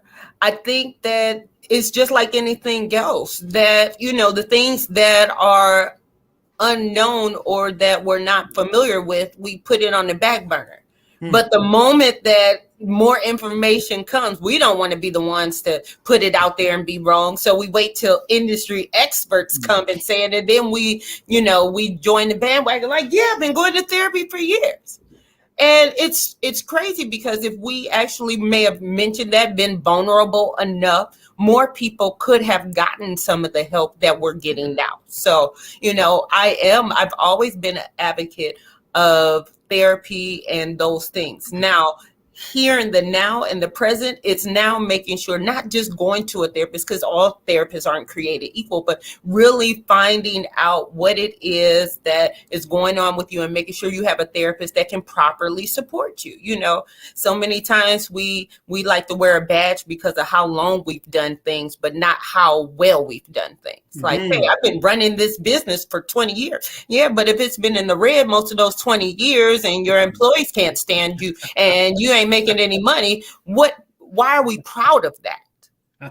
So, I'm really working now with my relationship with my therapist is not, hey, I've been in therapy for this years, but hey, in recent, these are the things that I've been able to overcome by having this professional in my life for us to be able to deal with these things. I am a mom of 7. So let me interrupt you. And guys, seems like we're going to do this again because there is such a need of what we're saying that we don't often have the conversation for. Yes. So Rosa, we're going to bring this back. I don't want you to give all your wealth yet because we're going to have session 2. Clearly, instead of session 1. Is that okay? Absolutely. Yeah, Absolutely. because we want to go deep at some point. But I got a few other questions I got to get through for the panel. You just hold on to that. We'll make this happen. Yes. Chris, Can I just mention, I apologize on Rosa's behalf. I'm going to mention as the moderator, though, that we have 5 more minutes to the hour. Okay. So guys, can we agree we're going to do this again? Yes. See, raise a hand. So 5 more minutes. Let's make that 5 more minutes productive. Can we? Absolutely. If I can go back around the room, give your name, your contact information just one more time, please. Anyone wants to start? Curtis, start. Okay, sure. Once again, my name is Curtis Brooks. My email address is going to be itsnotrocketsciencecoaching@gmail.com. Once more, itsnotrocketsciencecoaching@gmail.com. And you can reach me on my website at itsnotrocketsciencecoaching.com. Rosa? I am Rosa Green. I can be found at 48hourllc.com. And if you want to email me as well, that would be 48hourllc@gmail.com. Thank you for your time. No, thank you. And I'm Cordelia Gaffar, and my website is cordeliagaffar.com. And if you'd like to email me, it's hello@cordeliagaffar.com. Great. Ladies and gentlemen, I hope you've enjoyed this session because we've given you some value to move your company to another level. I'm Wade Randolph, the More Guy.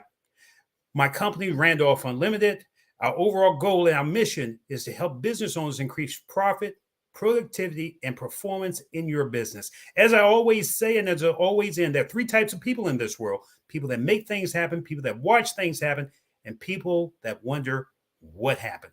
What type of person will you be?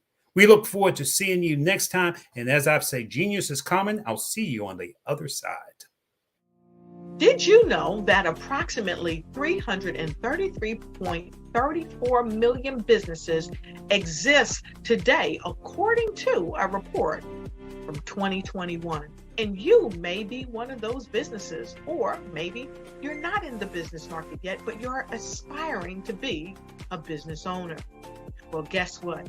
You're in the right place at the right time. Because let's face it, everything is about timing and opportunity. Hi, my name is Dr. Lotus Richey, and I'm the CEO and founder of the Lotus Richey Coaching and Consulting LLC, along with the Lotus Richey Ignite Show. 15 minutes of success with Dr. Lotus Richey, as well as books to boom your business and bring who you are. And today, I want to bring this amazing message to you about the Black Business Network and the Black Business Olympics. See, the Black Business Network and the Black Business Olympics is designed to help people just like you, that's right, that look like me, to take their business to the next level. Not just in your front yard or your backyard, but globally. The Black Business Network and Black Business Olympics is designed not to just help you survive, but to help you thrive. So join us today as we come together with businesses all around the world to support our students, our children, our young teens, our young entrepreneurs. What we do is we come together to help raise funds for students who are aspiring to be business entrepreneurs, who are aspiring and who are thriving in college. We endow them with a wonderful opportunity to gain scholarship of either a laptop or several thousands of dollars. And we invite you to help be a contributor to this amazing opportunity. to help someone that looks just like you. So join us today at our website and let us connect with you and help you ignite and take flight in every area of your life on the Black Business Network and the Black Business Olympics. I'll see you on the other side.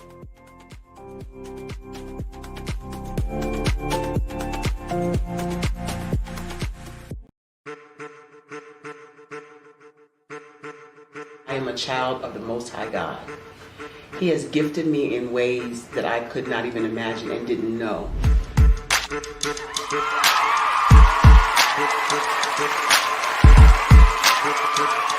There was a time when I didn't know who I was. I listened to other people tell me who I should be, what I should do. I listened to people telling me that I should be a boutique owner, that I should be a construction manager, that I should be a laborer.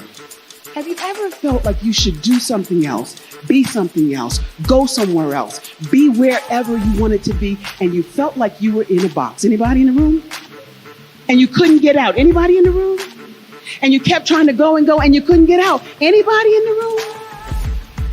But let me tell you, you need to rock the box. Rock the box.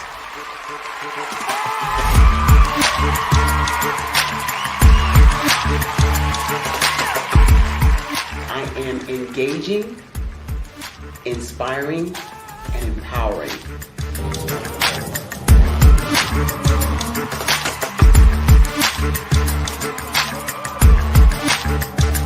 I would give you everything I know. Just by touching you, if I could, by osmosis, give you every single thing I've learned, I've gone through, I know I would. We know that's not possible, but as it is possible, I love to share information with people. Some of you out there, people have told you that you can't be, you can't have, you can't do. But I will tell you, like Kinston said, you can, you must, and you will. If it's to be, it's going to be me. You got to say it. If it's to be, it's going to be. If it's to be, it's going to be. If it's to be, it's going to be.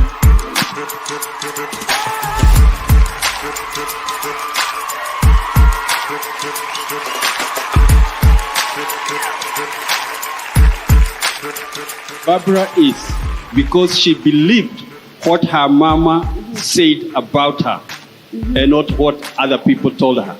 Every day you wake up, when you're in a situation, it's your choice whether it's an advantage or the disadvantage. She gained her confidence and her life, and now she is a testimony.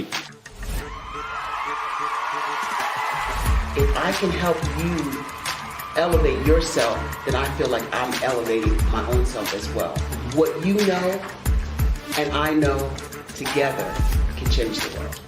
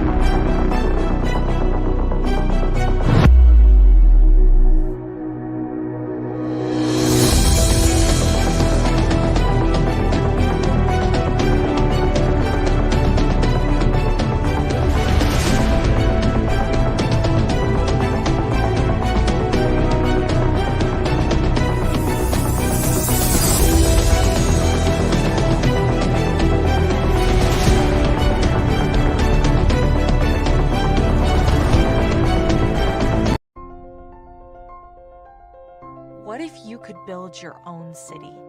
A place where every child can find nurturing people to help them achieve their full potential. A place where every adult can access job training support. Where health education is abundant. Where social justice ruled the land. A place without limitations. Welcome You have arrived at STEM City USA. It is what every city should be. A safe and trusted community where you find people and resources to help you become everything you are and beyond. STEM City is unlike anything you have ever experienced. It is a digital twin of the world around you, only better. STEM City is about energy and soul renewal. It is more than a digital world. You can almost feel the power of live cultural events, music, and theater. STEM City promises a better future for children with caring mentors and hands-on activities with dedicated tutors to support our youth.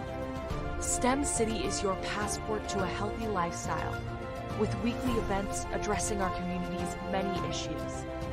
STEM City is your financial well-being with helpful information on wealth management, career advancement, job training, and so much more. STEM City is the community you deserve. It is the city where your dreams can come true. STEM City USA, a place in the sky that is accessible to all who reach for the stars.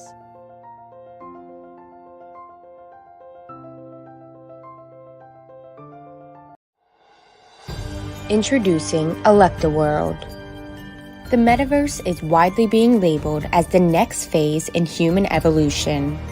This second world is no longer just science fiction. AR and VR are coming together to form new communities and limitless possibilities, powered by a brand new kind of money, virtual currencies. Our world will be eco-friendly, emitting near-zero carbon, and feature Electa motors and their full fleets of green electric vehicles. This will create real business opportunities where users can actually earn real revenue. ElectaWorld will be completely free of all types of discrimination. No race, gender, sexual orientation, national origin, or any other type of discrimination will ever limit you in ElectaWorld. ElectaWorld will feature around 3,000 plots of land of various sizes for sale in year one, with a heavy focus on commercial land and luxury residential real estate. More details coming March of 2022. ElectaWorld. Join the new evolution. Did you know a typical passenger vehicle that has a fuel economy of about 22 miles per gallon and drives about 11,500 miles per year emits about 4.6 metric tons of carbon dioxide on an annual basis?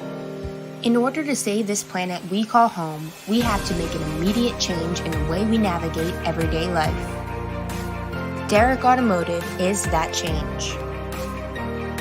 Our ambition is to build full-size, near-zero emission electric drive vehicles that don't rely on the electric grid.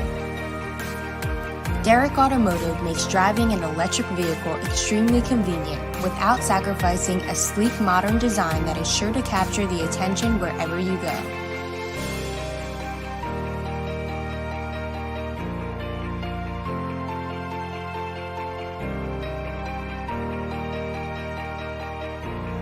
Make the choice to take part in a movement to help preserve our planet today. How many times have you been asked to help someone you didn't even know, a student, a business entrepreneur? Or did you ever even ask, where did they end up? That business, that friend, that entrepreneur. Well, just maybe they ended up in a gang, bankrupt, homeless, or worse, dead. Maybe they turned to crime, drugs, and alcohol. Did you ever wonder? Did you destroy their dream, or was your life always so easy? At the Black Business Olympics, we started a movement to help students complete. Give them hope and foster success. Help them to leave their dreams of providing laptops, computers, and up to $5,000 in scholarship funds. Today, we ask you to help a student, a business owner, or an entrepreneur to realize their dream by sponsoring them, supporting them, and buying from them. Consider this. With $1.6 trillion in our Black community, we only ask for a small donation. for our students, our businesses, and our entrepreneurs. And you can change a life today. So I ask you, what are you going to do?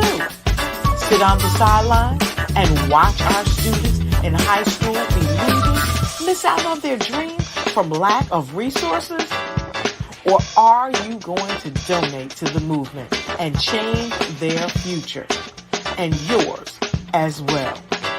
Give us a call today at 919-308-9090. Change their life by investing with action to the Black Business Olympic Fund.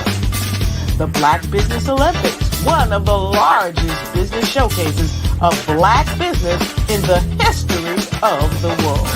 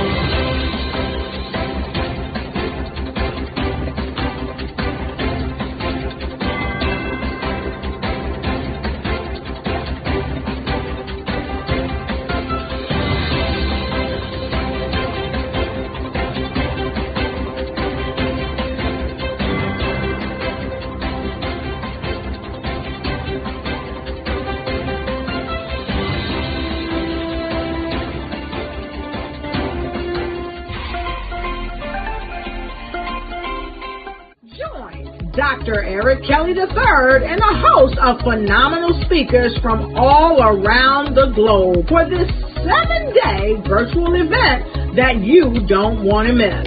The mission of the Black Business Expo is to raise scholarship money from kids all the way from high school all the way from college. The Black Business Olympics is one of the largest Black business showcases in the world. It is an opportunity for businesses and companies to showcase their businesses globally. We are going to be giving away laptops up to $5,000 away to students. Again, I'm Olivia Appleberry, the founder of 2 Cents Finance and one of the speakers for the expo. I am so excited to see you there. For more info, go to www.blackbusinessexpousa.com or call 919-308-9090 and hope to see you there. I am Black Business. From the moment I wake until the time I sleep. Yes, I am Black Business. I am Black Business. Tell me, are you Black Business? I am Black Business. Do you support Black businesses? Listen, I support Black business because I am Black Business. Black Business Expo, one of the largest business showcases in the history of Black business in the world. The world! Sign up today at www.blackbusinessexpousa.com or call 919-308-9090. I am Black Business.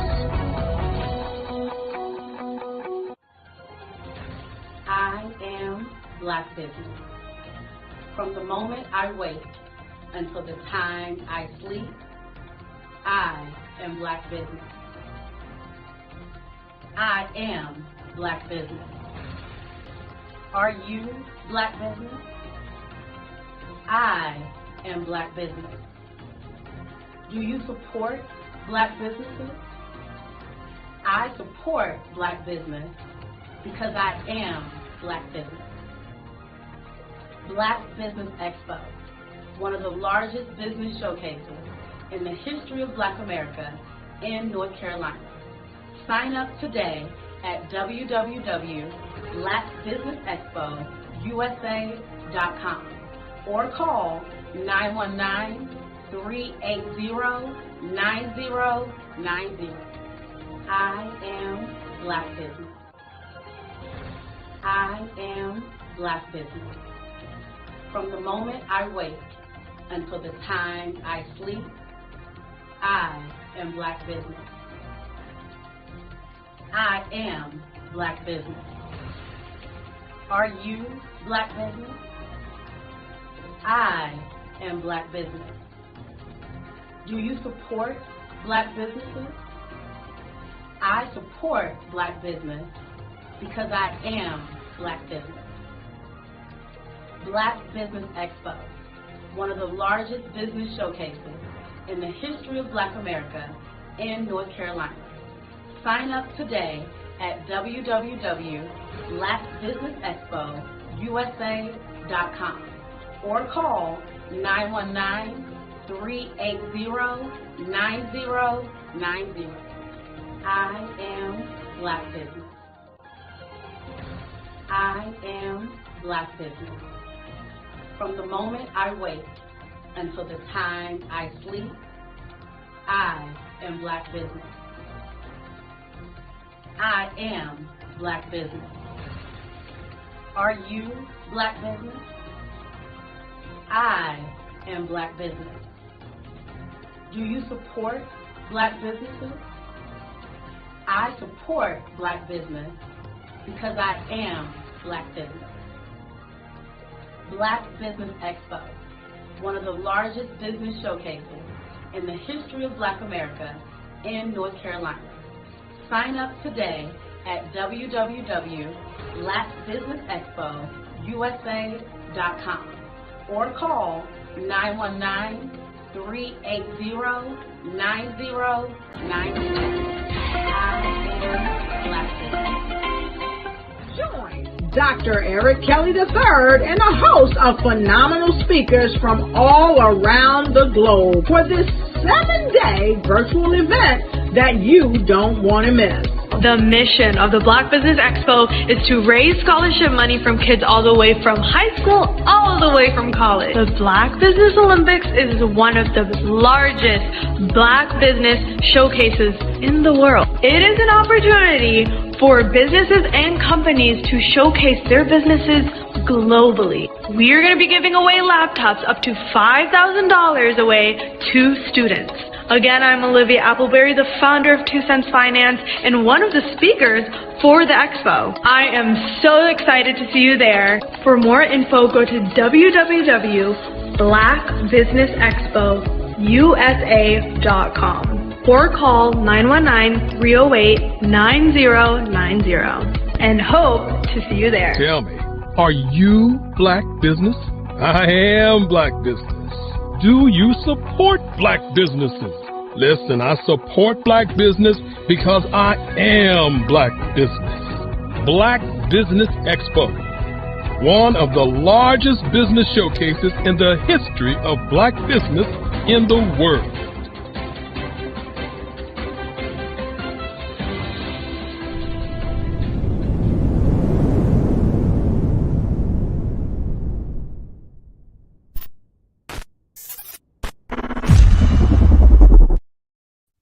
Good afternoon, business owners, entrepreneurs, thought leaders, and corporations. Welcome to the Black Business Network. My name is Cordelia Gaffar. I am your business moderator for this afternoon on the Black Business Network. The Black Business Network is a 24-hour business network showcasing Black businesses, business owners, entrepreneurs, and thought leaders worldwide. We have speakers from North Carolina, London, Singapore, Africa, Japan, and cities all over the United States. The Black Business Network is a global community sharing its business knowledge to empower, inspire, and educate businesses about business. Next up, we have our fireside chat with speaker Taria Hodge. Taria Hodge is the owner of Mabia Consulting Services and founder of Social Media Saturdays and Serve, Share, Shine, online platforms committed to helping coaches, consultants, thought leaders share their authentic message in the marketplace.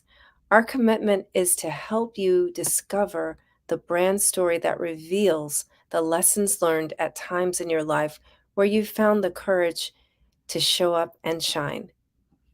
Welcoming to the stage, Turia Hodge. Hi. Hello, how are you? I'm fine. Thank you so much for the warm introduction. Absolutely. My joy. And your fireside chat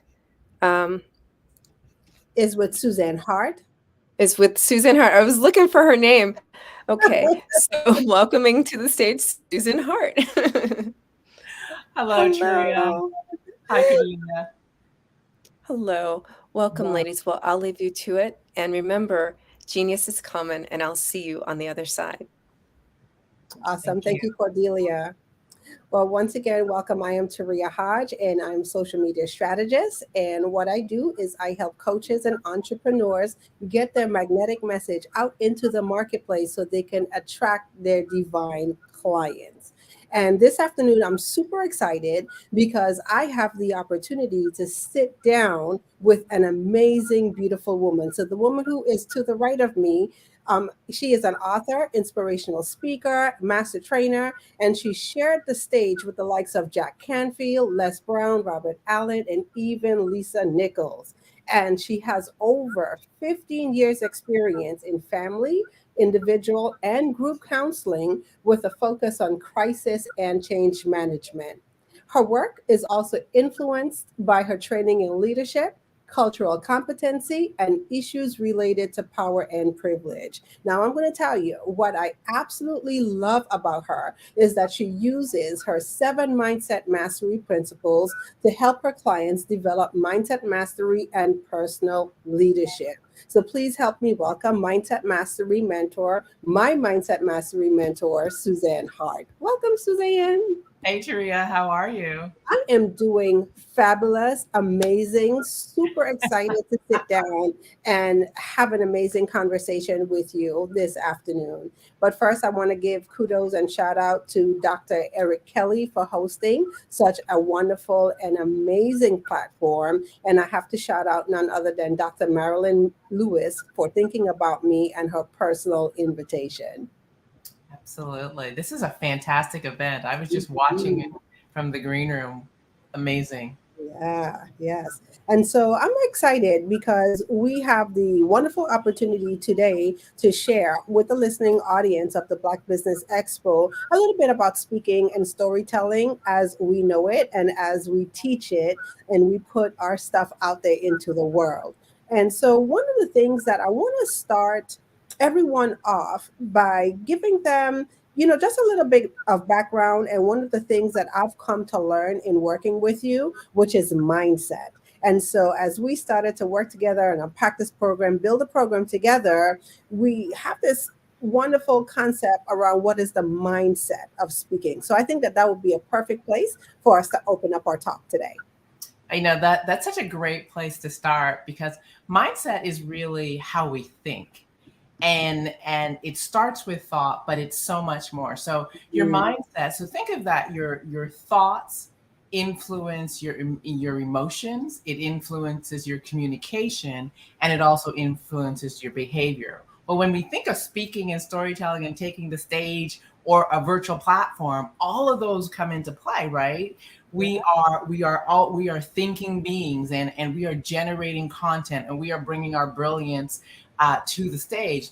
However, whatever we're thinking in the background, whatever's running us about what's going on is that emotional state. Well, the role of a speaker is to manage the energy in the room, and our energy impacts the energy of the audience. So part of it is being really present to how are you managing your energy and how's that energy creating engagement. Then we're going to talk about communication. Well, communication we think is everything. Well, communication, the words we speak is just a small percentage of what really impacts. However, it's our thoughts, our emotions, and our body language, our behavior that really touch, move, and inspire the audience. And, so our behaviors are everything. you put all that together and you have the underpinning of speaking that most of us don't think about. So we think that our speaking is that great content. What's the information we bring to the stage? However, it is so much more. So my goal is to help people really understand the mindset, some would say the psychology, what happens in the background while you're on stage, but most importantly, before you take the stage and how you prepare for the stage. And it's so interesting that we're kicking it off with mindset. So I'll just go ahead and just share with everyone. I remember when I first started to take a look at speaking, my mindset was I am not a speaker. Yeah. And I shied away from speaking, even though I understood that I had to do some of it, and that's the mindset, some of it, but I prefer to be behind the scenes. And it wasn't until I really understood the things that you're talking about that you just laid out. It goes from what are you thinking, and then how your thinking affects how you show up in the marketplace, how people are going to receive you, the engagement that you're going to have. I didn't know all of that until we started to do this work together. And so as I really started to work with you and unpack that mindset, my mindset shifted from being or telling myself I am not a speaker and wanted to avoid being front stage at all costs to I am a speaker, and knowing that having this tool is the number one way that I'm going to attract the people that I'm called to serve. So yeah, I love it. And so another thing, talking about me being the behind the scenes person, deathly afraid of public speaking. And I remember one time I was asked to get up in front of the stage. I was at a speaker training program. I was asked to share the stage and share my story. And I opened up my mouth to talk, but no words fell out, just tears falling down my eyes. It was so embarrassing. I was totally mortified. So we talk about public speaking, and it is said that public speaking is the number 2 fear. It is second to death. I know. and so why is that? Well, I think part of what we think of public speaking is we start with the comparison, right? So we see these amazing speakers. I mean, we've watched some amazing speakers just today. And so we see these amazing speakers take the stage and they are brilliant. They have their content, they have their stories, and they're wowing us. And the natural tendency is to compare where I am as I'm sitting watching, which is what I did when I first started speaking, to where they are. And in that comparison, I lose power, right? Because I'm just starting, I am not that good. And I'm thinking I'm never going to be that good. The reality is I'm actually comparing my beginning to their middle, or some for them, their end. And it's not fair because they probably started the journey. So I know for myself, when I first began Sharia, my coach David said to me, Suzanne, you're gonna have to be really bad in order to get really good, and you're gonna have to be comfortable with the process. And that was really interesting because one of the things he told me was I had to give up my need to be perfect. Recovering perfectionist, oh my, that was scary because I hid behind perfection. And the mindset of perfection is a hiding place for shame. It's a hiding place for insecurity. It's a hiding place for judgment of self, judgment of others, all these different things. So we show up in all our perfection. So we minimize the chances of people judging us, but then we minimize the chances of failure because we're not really doing anything. And growth occurs in failure. So one of the things that most of us are afraid of is all these things. I'm afraid to fail. I'm afraid to be judged. I'm afraid of not looking good. I'm afraid of not being perfect. I'm afraid of not getting it right. And that's why we shy away. But however, what we don't really know is what the audience really wants is not all your perfection. They want authentic, natural you. They want to get a sense of who are you truly, and are you willing to bring your authentic self to the stage? Are you willing to bring your vulnerability, your truth, and your not so pretty places? Are you willing to share that with them and create that connection? Yeah, and it's so true because one of the things that you talk about is the comparison of yourself to others. And I know it's definitely a big thing in the social media space. And I know I went through that with my business especially when video marketing first came on the scene. Oh my gosh, but it was that thing where, Yeah. yeah, it was one of those things where, I looked at other people's videos. I know video marketing was the space and the place to operate, but I wanted to show up perfect right at the beginning of doing it. And I quickly had to learn that there's no better way to get good at it than to get out there, try, do my best, fail. And then after I fail, I messed up, then go back, taking a look at what are some of the things that I need to do? What are some of the things that I need to improve on and work on so I could get great at it? And it's one of the number one tenets in my business as I work with clients. I see it all the time, the fear of getting on camera, or sometimes it's just the fear of putting their thoughts out there into social media. But that's what it's all about. You would never know how to overcome that fear so you can connect with the people that you're truly called to connect with unless you do it. It's interesting as you're talking about that. One of the most common things for most people who want to speak is they wait till they have an invitation to actually consider taking the stage. And in our program, we have this thing called PDR, practice, drill, and rehearse. And I encourage people to speak as much as possible. I shared that when I first started speaking, I spoke every day for 4 years. I hosted a conference call back then, no video, right? Hosted a conference call, and I would just challenge myself to get on and create content on the fly. And I did it for 4 years. Well, people would ask me, why was I improving so rapidly? I was in the process of moving from good to great. So I think one of the things is that, practice builds confidence, practice builds competency, and practice allows it to be that you are going to get, better. You're going to move from good to great. So one of the biggest things we encourage people is don't wait for the invitation to speak. Be speaking so when the invitation comes, you're feeling confident and competent. Yeah. And I love that you say that. Like, it's always about being able to practice, drill, and rehearse and looking for those spaces that you can stay in the practice of doing it. And once again, I say it all the time, social media is such a beautiful place because you have the opportunity to speak at your whim. You could speak 24 hours a day if you choose to. Every day you could create your own environment, and this just keeps you sharp until the larger opportunities that you're looking for, until they come along or you go after them, you would have been in practice all along. So that's number one tip I want to leave everyone who's listening to this. Don't miss the opportunity to sharpen your skill when it comes to speaking. Use social media as a way to do it. And I found like once I took on that challenge, social media took on a different spin for me. I wasn't sitting in that place of comparing myself to others. Absolutely. Yeah. Okay. And so we talk about speaking, and I want to just ask you, because coming from a technical background in marketing, one of the things that I thought created success in this space was to be able to have tools and apps and all the technology. So I'm also known as the gadget widget girl. So if there's an app out there, a tool out there, a software, I know it, I've tested it, I've tried it. But it wasn't until I got introduced to you, you shared with me like the number one tool that every entrepreneur needs to have. And we're talking about it right now with speaking, but why is that?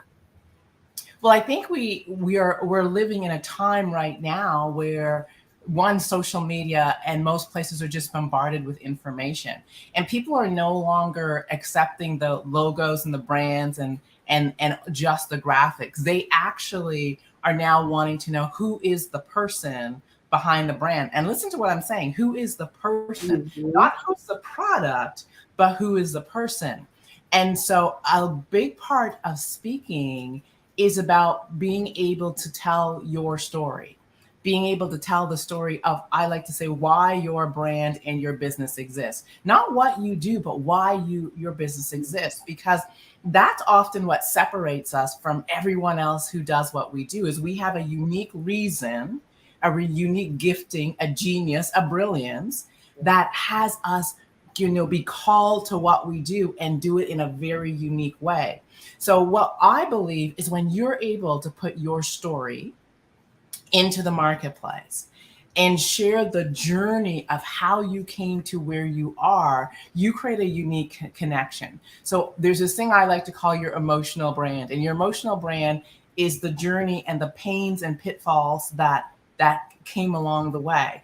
And oftentimes when we're willing to be vulnerable and share that journey and take people on the journey of this is where I started and this is how I got here, those places where we fell, our clients, the people who want to learn to do what we do, are often sitting in those pain points, those places and spaces. And the minute you say, I've been there, I understand, there's a connection that's made.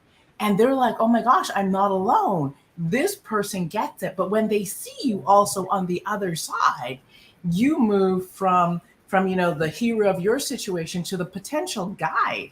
And who doesn't want a guide? A coach is a guide, a mentor is a guide, the trainer is your guide. And so your story gives you the right to earn the right to say, I am a qualified guide, because I'm not speaking theory. I'm not reading this from a book. I have been on the journey. I fell in the pitfalls. I brushed myself up. I've got myself stronger. I've picked some things up, and now I'm ready to share. Yeah. That's And doing.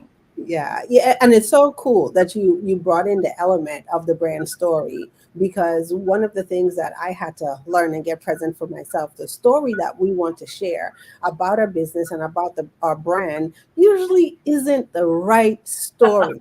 And so I know for me, I had a nice, polished, perfect story, just sat in perfection around the story with my brand and what I would tell people about my business. But I came to learn and understand that that wasn't truly the brand story. The brand story was exactly what you said. It's the story that you share with your audience that allows them to feel that connection. It allows you to build your emotional brand. And like I said, it's like a tuning fork into the marketplace. So once you start sharing that story of authenticity, then it vibrates out into the world, and then your people hear it, and then they come to you. So it's a whole lot different from what we've always been taught in marketing, that we have to go out there and find our clients. It's always that grind, I have to go out there, find my clients, versus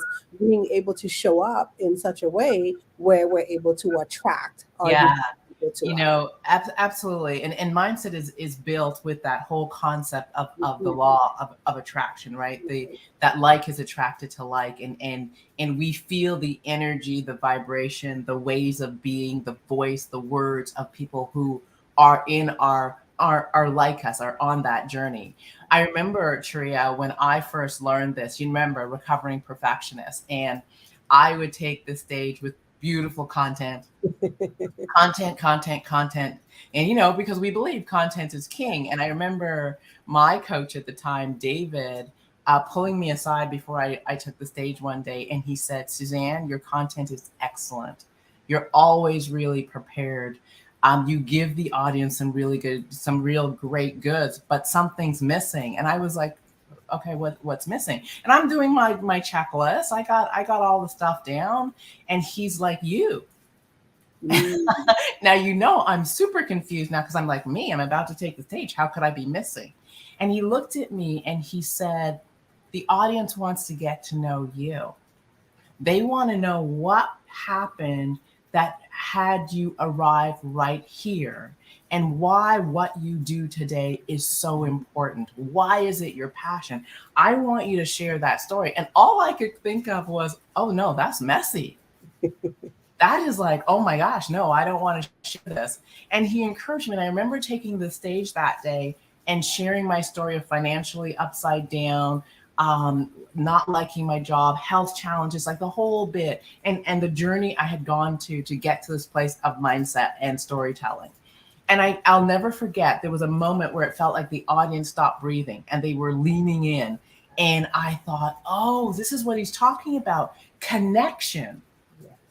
And I remember when I left the stage, Taria, I felt naked. I felt vulnerable because that was just not who I was. I was a private person. I took pride in keeping all my stuff all like close to the chest. And I left and said, well, I'm never doing that again. That just feels too uncomfortable. And this woman in a red dress, I will never forget her, came up to me and she had tears running down her face. And she said, thank you. And I said, why? And she said, I'm you. And she said, before you shared your story, I wanted to give up. I didn't think I could do this. And she said, I didn't see all the things I was going through as part of the journey. She just saw herself as a failure. And in that moment, I got it. I got the power of connection. And what David was trying to tell me is our perfection actually creates distance between us and the audience, because you've looked at someone and thought, man, they're just amazing. They're perfect. And you're thinking, my life is far from perfect. I am not like them.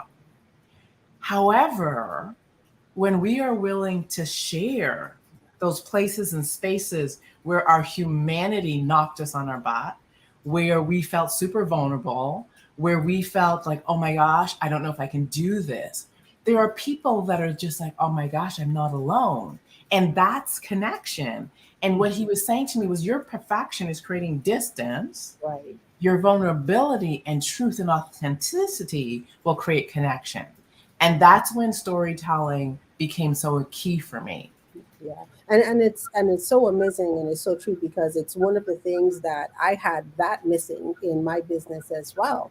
And so I was that entrepreneur out there, like I said, in the marketing space, and I have all the bells, I have all the whistles, and I'm doing all the marketing and I'm bringing in people into my business. But it's like a rub there, like, oh my gosh, these aren't the right fit people. They're wonderful people, but they aren't the right fit client for my business. So I found myself doing business in such a way where sometimes it was a grind, it was a struggle, to get up every day, pick up the phone. Oh my gosh, you're looking at the phone and you're dreading making the phone call, or you're dreading accepting the phone call. And I had to come to that place to ask myself, why is it? Why is that? And I realized is that I wasn't giving myself the opportunity to let the true me shine, so I could attract the right people. And so once we started to do this work and unpack, and I realized the thing that I had to learn, which was vulnerability, and have the courage to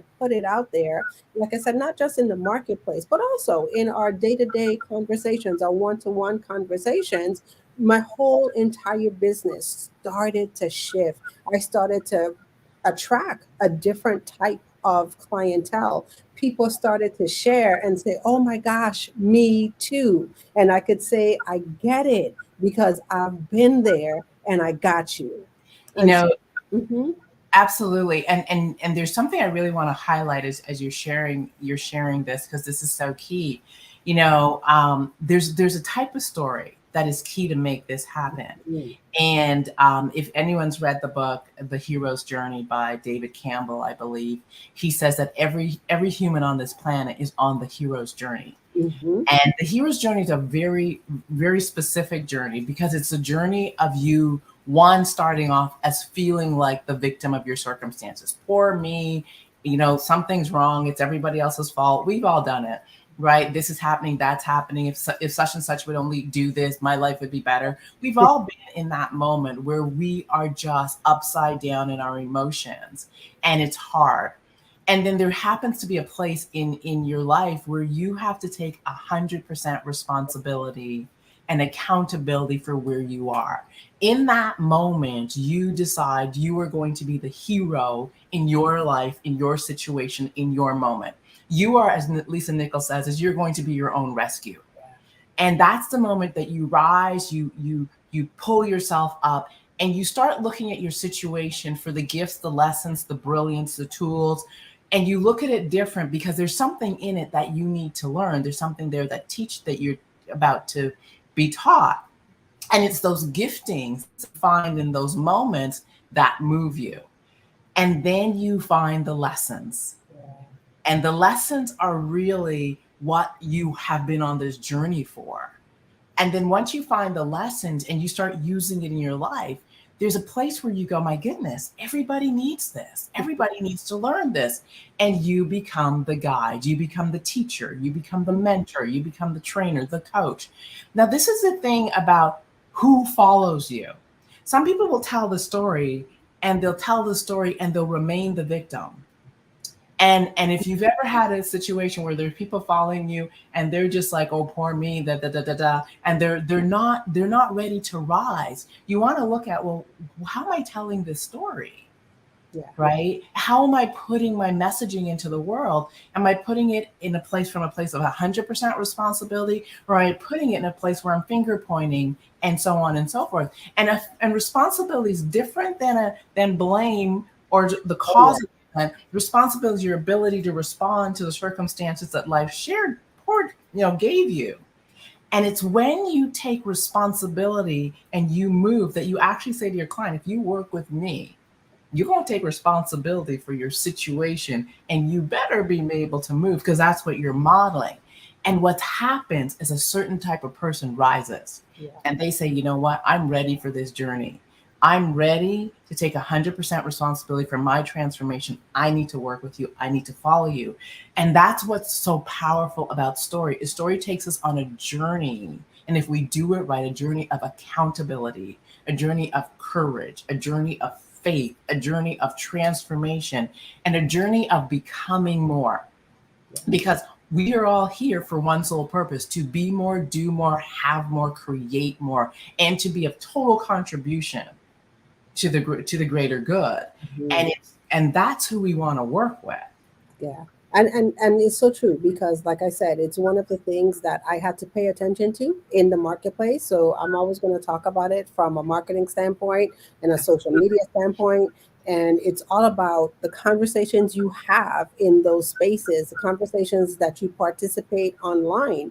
And we've all seen it. We've all seen the people who have sat there in blame and, I've done this and there's hurt here and there's hurt there, there's hurt all over the place, and not really realizing that once you haven't shifted from that place, what you're doing is attracting more people who are still sitting in that place. But once you, like you said, you've learned the lessons in the story, you've evolved, and now you're able to share that experience, but you share the experience from a different standpoint than the people who are ready to rise with you.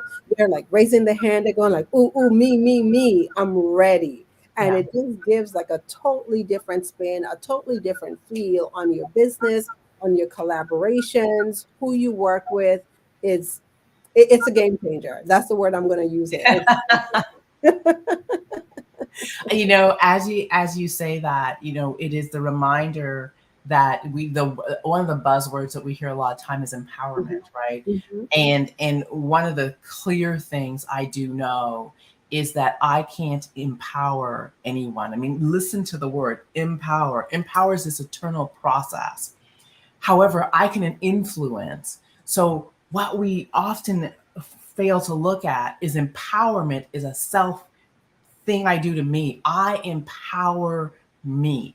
And in empowering me, I rise. I check my character. I check how I manage my emotions. I check my conversation with myself, my thinking, how I show up in the world, my habits, my behavior. And I demand a higher level of mastery of myself. And in the place, our character is everything. Your name is everything, your character. And you want to ask yourself, when people hear my name, what do they think of? Do they think of upward movement, accountability, integrity, all these different things? And when you start really becoming empowered and asking yourself, who am I in the world and how am I showing up? You are actually leading self, and you are a leader. And that's where influence lies. And what people come to you for is the tools to empower themselves. Yes. And so our stories are ones of self-empowerment. And I have a model to help you empower you. I'm going to give you the tools so that you rise. And that's the beauty of the work we get to do, is to help people really earn the right to stand in their greatness. And when I say earn the right is unpacking your own journey, empowering yourself, doing the things that shift your character and have you become who you are destined to be. Because I believe it's all in there. You just got to unlock it. And that's the journey. Yeah. And like I said, I'm just so excited to be able to unpack storytelling from this perspective and a mindset perspective, because it shifts everything. And I know it was the greatest shifter for me and in my personal life and in my business too. And to be able to work alongside you and do this work and just watch others come through the journey is, absolutely amazing. And so one of the things that I wanted to just spend a little bit of time and talk about, because we've just come through a space in time with the pandemic and all of that stuff, where we've seen more and more businesses take the online format. And so one of the things that we kind of noticed is that people were kind of hiding out, on these platforms behind of PowerPoints, and we call it death by PowerPoint. So how is it that, and let me just say this, what I love about our work is that we're not just focusing on the speakers or people who want to become better speakers. This is for you if you consider yourself a trainer, you're a course creator, and or you just have a message to put out there in the marketplace. Okay, so this is for you if you want to up level, to that skill. But how do you avoid the death by PowerPoint, as we call it? It is interesting because we teach two structures. We teach a talk template and we teach a storytelling template. And our goal is to have you feel powerful and confident when you take the stage. And the talk template is really about, it's like a paint by number tool as to what you do from the moment you take the stage till you leave the stage. And the storytelling template is about telling a story that plays like a movie, touches, moves, and inspires someone and takes them on a journey. So you put those two together, and now you have this kind of like track to run on, if you will. And so for us, what we're really looking at is how do we empower you to use the brilliance that's in you. So I know for myself, when I am in memorization, I'm very much in my head. Oh, yeah. And the moment I'm in my head, I'm disconnected from the audience. I'm disconnected from the people. I'm not in connection. And connection for me is the food that the audience gives me as a speaker, as a trainer, as a presenter, that just ignites me. So when I'm disconnected, my energy shifts. And so now I'm connected to what's in my head. When you see people who are connected to their PowerPoint, and not that you shouldn't use PowerPoint, because we use PowerPoint all the time, you shouldn't depend on PowerPoint. And PowerPoint is now a tool that has brilliant pictures and is designed to create emotions and also take people on a journey, just like a movie does. It's a different use. In order for that to happen, you need to feel confident in your content, in your delivery, in knowing your stuff. And this is what I love about this style. Have you ever been on stage or been in front of a room and connected with something, not always sure what it is, and stuff comes out of you and you're just like, where on earth did that brilliance come from? I call those the divine downloads. Right? And so what I have learned is when I'm connected to what I prepared so tightly, I don't create the space for the divine download. When I am so connected to my PowerPoint, I don't create the opportunity for me to tap into the brilliance that's only available in this moment. And so, for me, I tell people, ask me questions, because I will generate content that I probably wouldn't be able to prepare as great. And you're going to get my authentic self. You're going to get my transparent self. You're going to get my real self. And you're going to get stuff that I couldn't even think of sharing with you if I prepared. And so preparation's a little different for us because we want to leave space for your brilliance, for your genius, for the things that only happen when you're in that connected dance between you and the audience. Yeah? Yeah. I was just about to say, I think that that's where a lot of the fear comes in when it comes to, speaking and doing public speaking. A lot of people are really in their head, they're attached, they want to get it right, they want to get perfect at it, but it's allowing yourself to have those connecting conversations. So I no longer say content anymore, is connecting conversation. And it brought to me the time when I actually had a speaking engagement and I prepared PowerPoint and I was all ready to go, stood on stage with the little clicker in my hand, and I hit the button and that thing fast forwarded all the way to the end. And so right there, I had a choice. I had a choice to stand on stage and fumble with the clicker to get the PowerPoint to go back to the beginning and fiddle with that, or seize the opportunity to engage with the audience. And I have to say, I let it go. I got out of my head. I got unattached to what was in the PowerPoint and just fed off of the audience. So as they started to ask questions, brilliant questions, it gave me the opportunity to tap in to the things that I had already know on the inside. It came up better than what I had prepared to say if I had stuck to the PowerPoint. When you're in that space and place, there's something really neat that happens, because have you ever said something and felt it land in the room in the corner? The ahs and the ohs.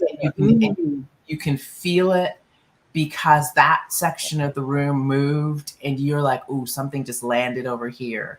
Or you can look at someone and see them lean in a way where you're like, oh, there's connection happening here.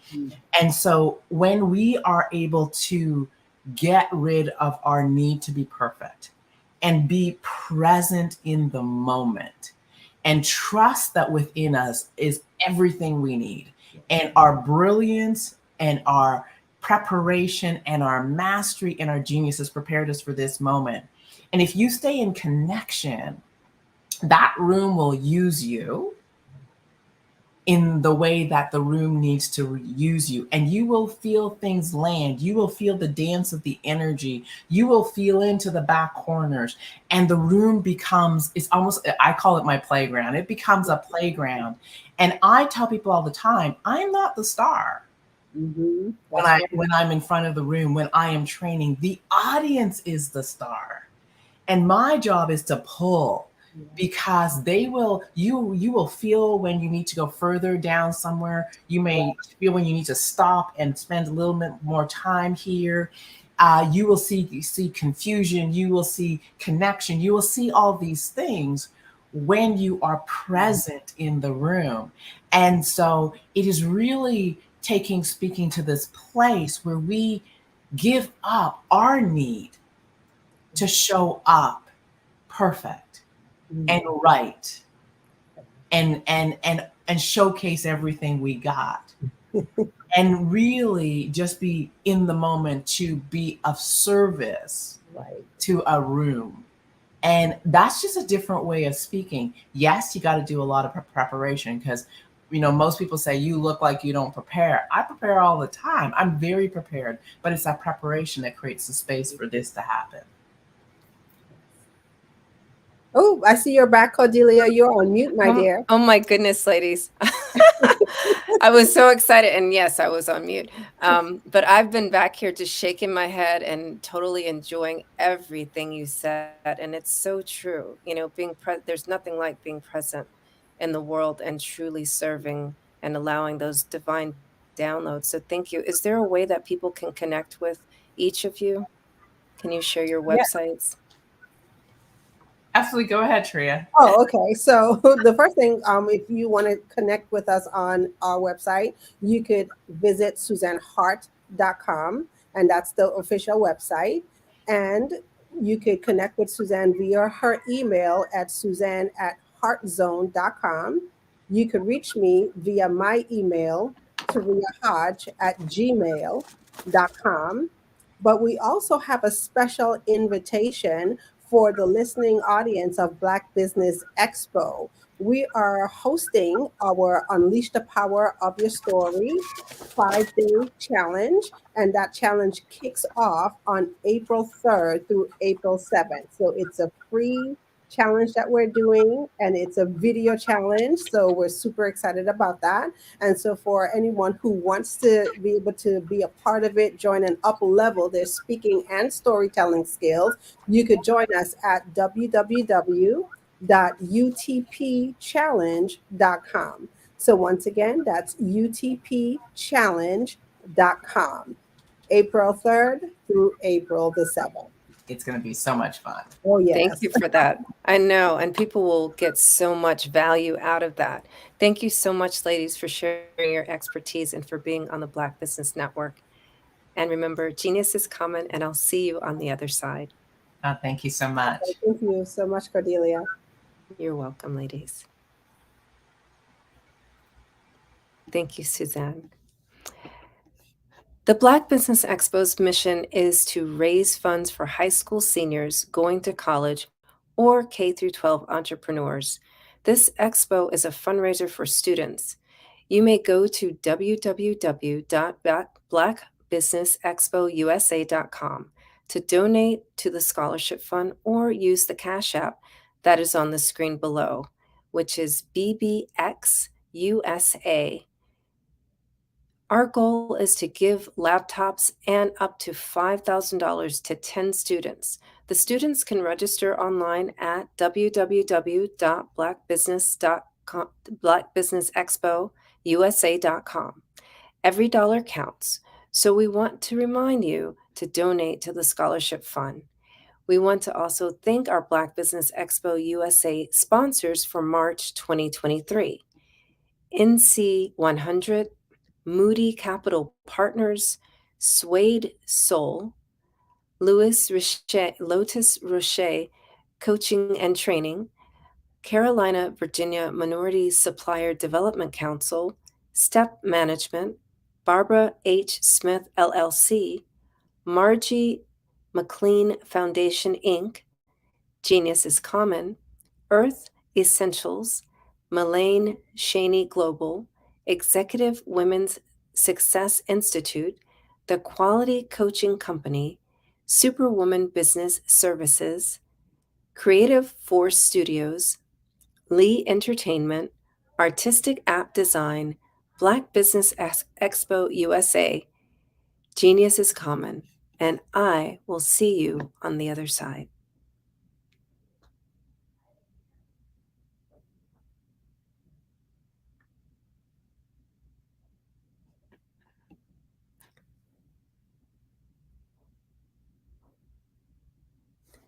Thank you for joining us today on the Black Business Network. Genius is Common, and I will see you on the other side. Prepare for what's coming and dominate in economic winter. Stand strong and thrive by showcasing your great products and services globally through the Black Business Network and Black Business Olympics. The Black Business Network has showcased over 2,000 companies with over $7 billion in sales each year. Over 10 million attendees have viewed the rebroadcast each month.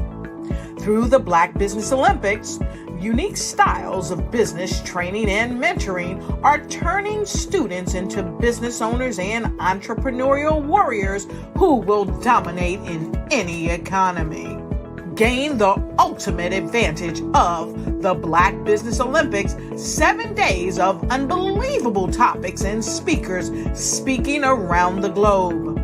Donate your time and experience to provide expertise and scholarships to students worldwide and change the world. Now, more than ever, new insights, tools, strategies, and capabilities are needed. This is your chance for a major presentation to the world.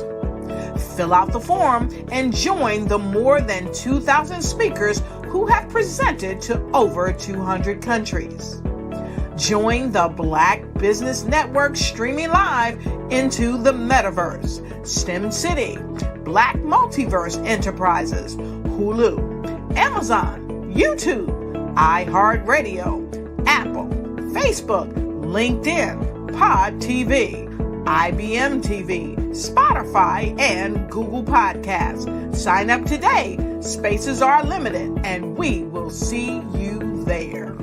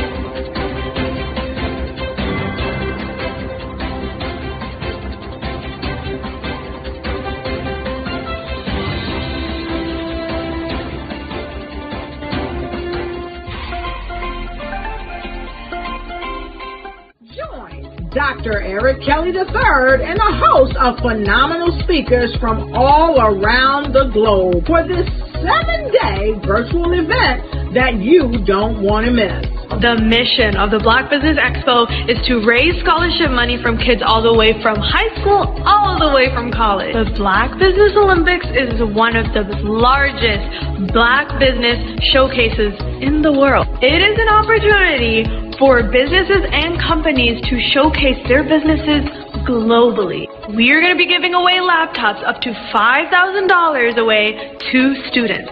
Again, I'm Olivia Appleberry, the founder of 2 Cents Finance and one of the speakers for the expo. I am so excited to see you there. For more info, go to www.blackbusinessexpousa.com or call 919-308-9090 and hope to see you there. I am Black Business. From the moment I wake until the time I sleep. Yes, I am Black Business. I am Black Business. Tell me, are you Black Business? I am Black Business. Do you support Black businesses? Listen, I support Black business because I am Black Business. Black Business Expo, one of the largest business showcases in the history of Black business in the world. The world! Sign up today at www.blackbusinessexpousa.com or call 919-308-9090. I am Black Business. I am Black Business. From the moment I wake until the time I sleep, I am Black Business. I am Black Business. Are you Black Business? I am Black Business. Do you support Black businesses? I support Black business because I am Black Business.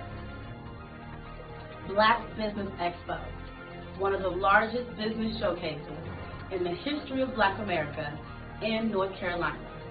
Sign up today at www.blackbusinessexpousa.com or call 919-380-9090. I am Black Business. I am Black Business. From the moment I wake until the time I sleep, I am Black Business. I am Black Business. Are you Black Business? I am Black Business. Do you support Black businesses? I support Black business because I am Black business. Black Business Expo, one of the largest business showcases in the history of Black America in North Carolina. Sign up today at www.blackbusinessexpousa.com or call 919-380-9090. I am Black Business. I am Black Business. From the moment I wake until the time I sleep, I am Black Business. I am Black Business. Are you Black Business? I am Black Business. Do you support Black businesses? I support Black business because I am Black business. Black Business Expo, one of the largest business showcases in the history of Black America in North Carolina. Sign up today at www.blackbusinessexpousa.com or call 919-380-9090. I am Black Business. Join Dr. Eric Kelly III and a host of phenomenal speakers from all around the globe for this 7-day virtual event that you don't want to miss. The mission of the Black Business Expo is to raise scholarship money from kids all the way from high school all the way from college. The Black Business Olympics is one of the largest Black business showcases in the world. It is an opportunity for businesses and companies to showcase their businesses globally. We are going to be giving away laptops up to $5,000 away to students. Again, I'm Olivia Appleberry, the founder of 2 Cents Finance and one of the speakers for the expo. I am so excited to see you there. For more info, go to www.blackbusinessexpousa.com or call 919-308-9090 and hope to see you there. Tell me, are you Black business? I'd like you to imagine with me, if you will, opening an app where you can collaborate with like-minded individuals from around the world, get inspiration and in-app tools to launch and grow your business, as well as share your knowledge and earn compensation, all in one app. Well, the name of that app is Truso, short for Truly Social. Hi, I'm Matthew Newman, the founder and CEO of Truso. A new concept in social media, Truso is designed from the ground up to be a platform that's both social and empowering for all its users. How exactly do we do that? I'm glad you asked. First, Truso brings the world together via video. Psychologists assert that video provides a significantly more effective connection than audio only. When you enter a community on Truso, you're face-to-face. Second, on Truso, you don't have to have 1 million followers to monetize. Our business model allows all hosts and moderators to monetize, no matter the size of your following, by 1, producing fee-based content, and 2, inviting others to join the platform as subscribers. Even more, Truso has an in-app resource library with over 100 free resources, forms, and documents to help you build your brand and grow your business. Third, Truso is inclusive. The deaf and hard of hearing communities make up 360 million people worldwide. Unlike audio-only apps, Truso embraces this community, providing a networking platform that allows them to participate via video and closed captioning. We even have a deaf and hard of hearing foundation in the works as well. Fourth, Truso is both social and safe. We refer to Truso as a virtual extension of the beauty shop, barbershop, and brainchild of the community. A place where there's laughter, along with wisdom, growth-oriented conversation, and genuine connections in a safe space. Truso even has proprietary security to ensure we maintain a safe environment for everyone. Where are we at now? Truso is live, y'all. We've launched in beta and we're acquiring users daily.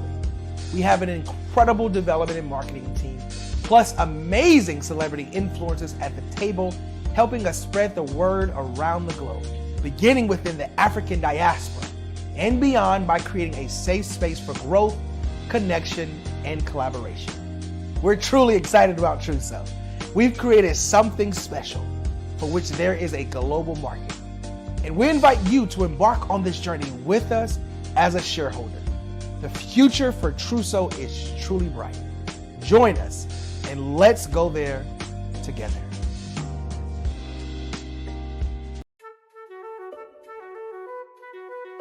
This is Dr. Arnold T. Petsworth. Yes, that's his given name. No, don't look into it. He's the owner of Petsworth Vet World, a veterinary clinic in Hopton, Connecticut. His patients include dog, cat, turtle, cat, turtle, frog, hamster, fish, Goldie, dog, and this alpaca. Due to doctor-patient confidentiality, we can't tell you their names. Business at Vet World was steady, and then quarantine hit. Neighbors on every lane, drive, and even a few cul-de-sacs brought new four-legged friends into their homes. Bunnies. Bunnies. You guys are so cute. Bunnies. You are so cute. Bunnies. You're so cute. Bunnies everywhere. A lifelong lover of Laporte, Dr. Petsworth welcomed these new patients with open arms. Hi, how you doing? How is she? Did you meet Jackie? Jackie, Barbara, Jackie? This is Betsy. The only problem? There were more appointments than he could manage. Yes, I'm gonna get to you. Give me a second. We're gonna get you in real soon. Don't worry, all right? And then...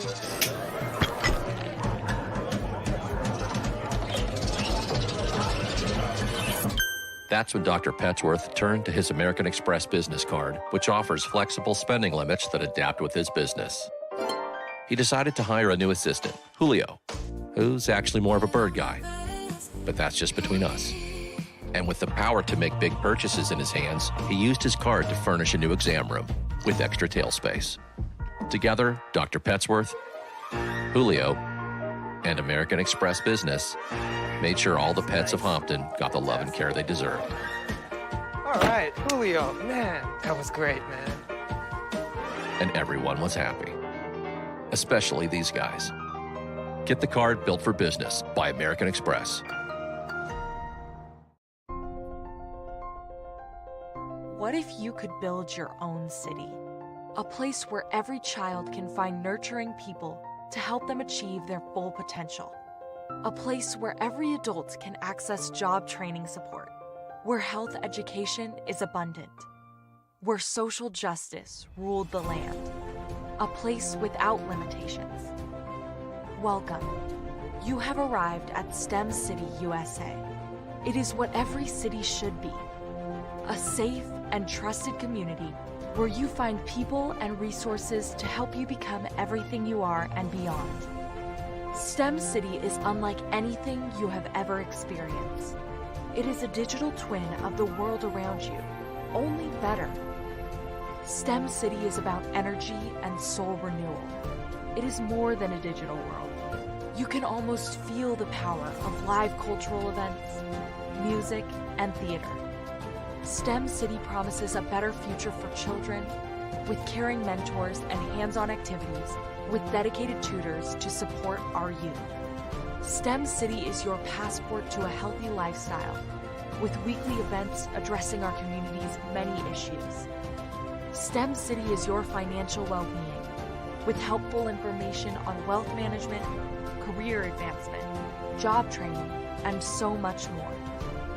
STEM City is the community you deserve. It is the city where your dreams can come true. STEM City USA, a place in the sky that is accessible to all who reach for the stars.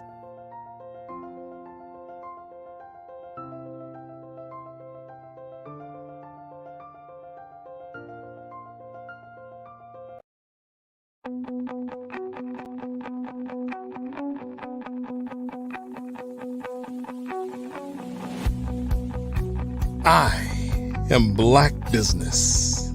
From the moment I wake until the time I sleep. Yes, I am Black Business. I am Black Business. Tell me, are you Black Business? I am Black Business. Do you support Black businesses? Listen, I support Black business because I am Black business. Black Business Expo, one of the largest business showcases in the history of Black business in the world. The world! Sign up today at www.blackbusinessexpousa.com or call 919-308-9090. I am Black business.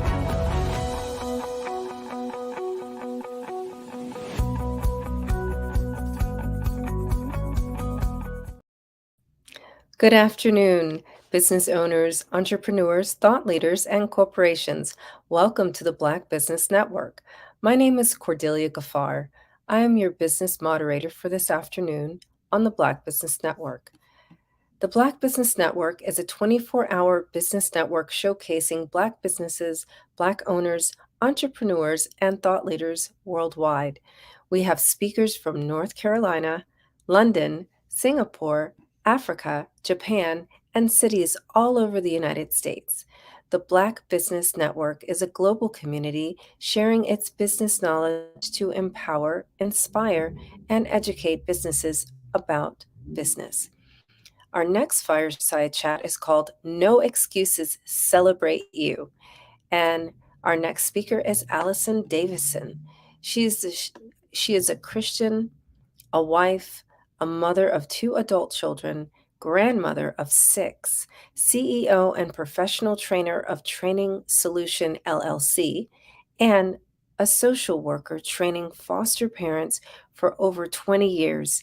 She received her undergraduate in social work from Christopher Newport University and Master of Arts degree in education and training from the University of Phoenix.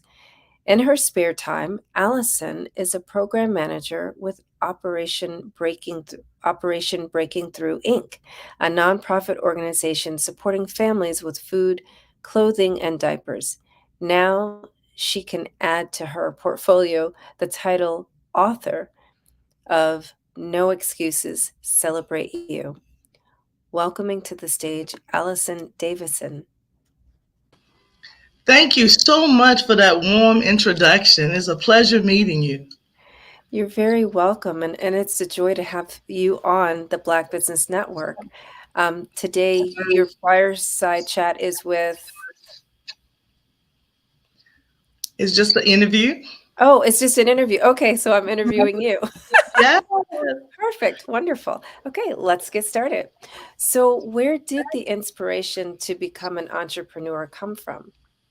Well, basically, I want to just thank you guys for having me. But the inspiration for my book or for the business training solution really came from my mother. My mother, who is an amazing mother. She had the thought of opening up her own business after she was a nurse for over 35 years.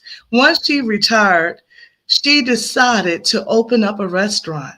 And I saw her take her savings and begin that restaurant.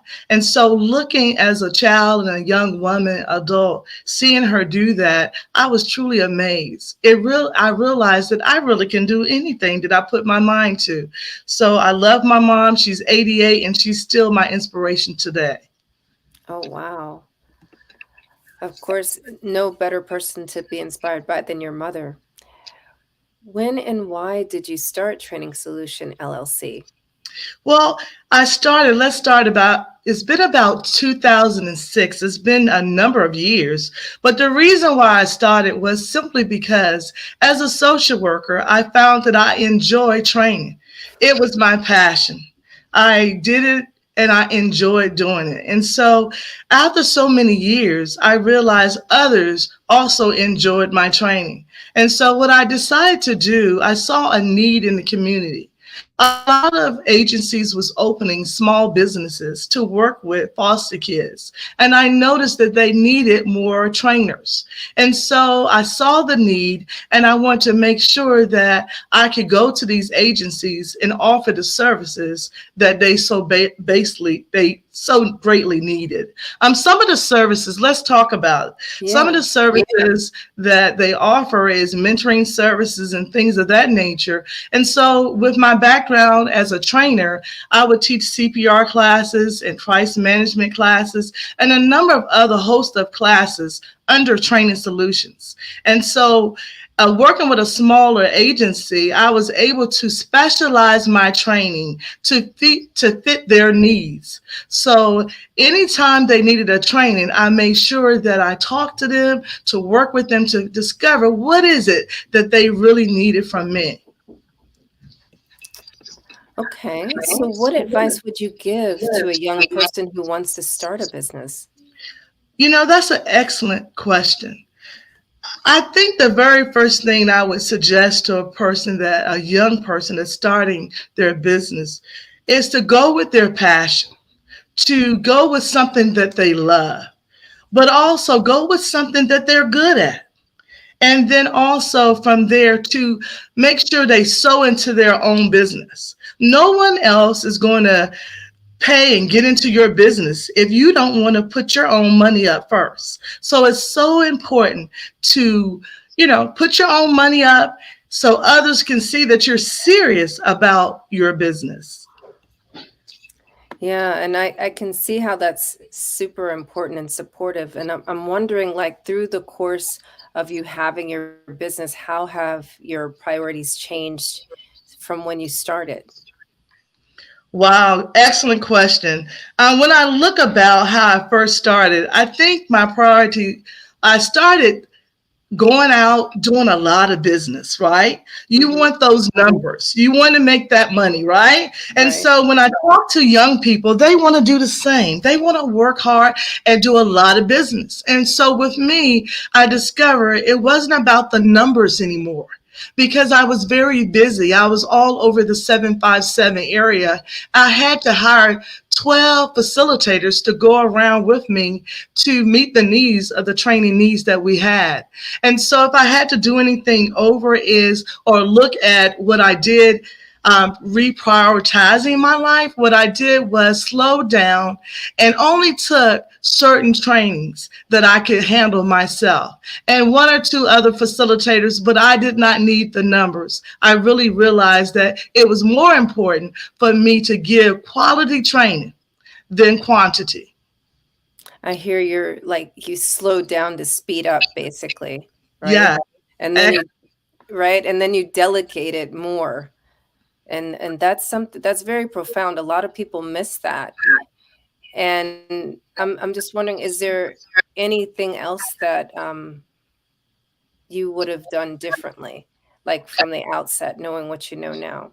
Well, I definitely would have incorporated other people along the way with me, the journey with me. And as I discover how to start my own business, I think collaboration is very important. And so I would probably take several people on the journey with me to do sort of like a collaboration effort to work together to create something even bigger. And I think I can still do that. But I think at the beginning, I would have brought others along with me on that journey.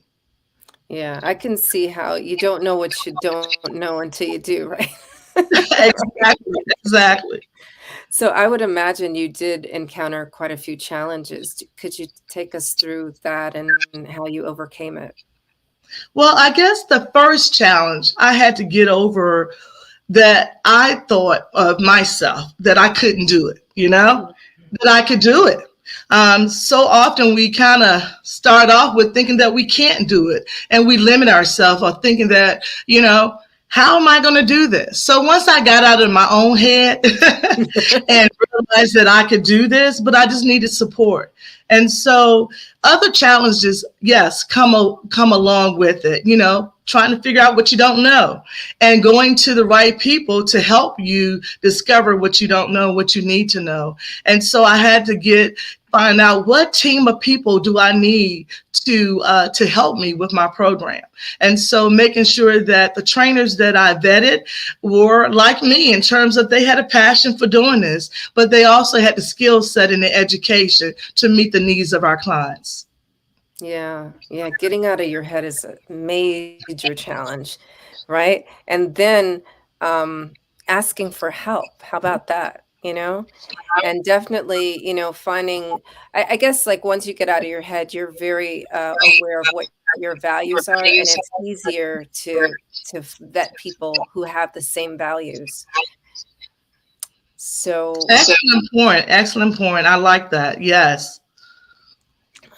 Tell me, on the point of your values, what is unique about your business? Well, I think when I think about the personal touch, it's not just giving training, but it's connecting with the people that are working at the agencies. The people there, getting to know them, helping them resolve the issues. If there's a team building that needs to occur, find out what that agency needs, what their concerns are with the staff that they have, and building something around their specific need. Instead of having a cookie cutter type of training, one fit all, to have something specialized just uniquely for that particular organization. Yeah, I love that. So let's get into it. I got to know about your book. What inspired writing No Excuses, Celebrate You? Well, my brother name was Jonathan Pitt. Jonathan was an amazing brother, amazing person. He had just a wonderful smile and personality. But I learned at an early age through my brother how to celebrate life. My brother Jonathan had a disability, and his disability did not stop him. He had a pretty much an eye disease that we discovered later, but we didn't know what it was. But through life, he couldn't see well, and he was considered legally blind. But all of his life, he lived life to the fullest, and he felt like there was nothing that he couldn't do. And so in the book, I talk about my brother, and I talk about the successes in each chapter. And so you're going to learn about how to celebrate your life in my book, but you're going to also learn about my brother Jonathan and his unique ways and how he dealt with challenges. That's so good.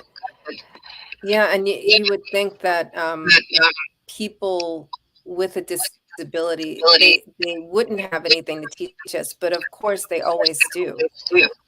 In which ways did he celebrate life? Can you just share one? Yes, well, my brother would travel, and he would just enjoy himself when he would travel in different places.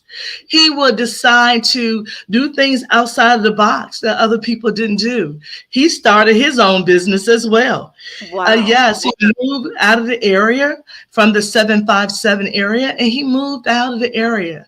And so he was alone in the area that he moved to, but he decided that he was going to open up a restaurant. And so like my mother did, my brother did as well. And so he opened up his own place for many years. And so that is some things that he done. But you're going to hear a lot in the story in my book about riding a bicycle. Oh, yes, my brother was told he couldn't do those things, but he proved everyone wrong. Wow. He rode a bicycle and was legally blind. That is quite remarkable. So what did you learn about what did you learn about yourself? What did you learn in general from writing a book? Well, definitely to add to that first question, and the other question is, what I learned about myself is life is short. And you're going to hear in my story in my brother's in the book, my brother passed away. And so he lived a short life. He passed away. And so during his life, he did a lot. It's not how long you live, it's the quality of life that you live. And so he fulfilled his purpose. And so in the book, what I try to convey is that it's so important to live your life to the fullest and to enjoy the journeys along the way. When I talk to young people, I want them to know, don't wait. Don't think about waiting till retirement to begin something. Start today. If you have a dream, if you have a goal or idea, go for it. Now, don't wait. Tomorrow is never promised to us. Yeah, that's an amazing lesson because for sure we don't know. Or, like from the day we're born, our days are already numbered. Exactly. Wow. What surprised you the most from people's responses from the book? Wow, that's another good question. I think the main thing that surprised me is that after I wrote my book, several things happened.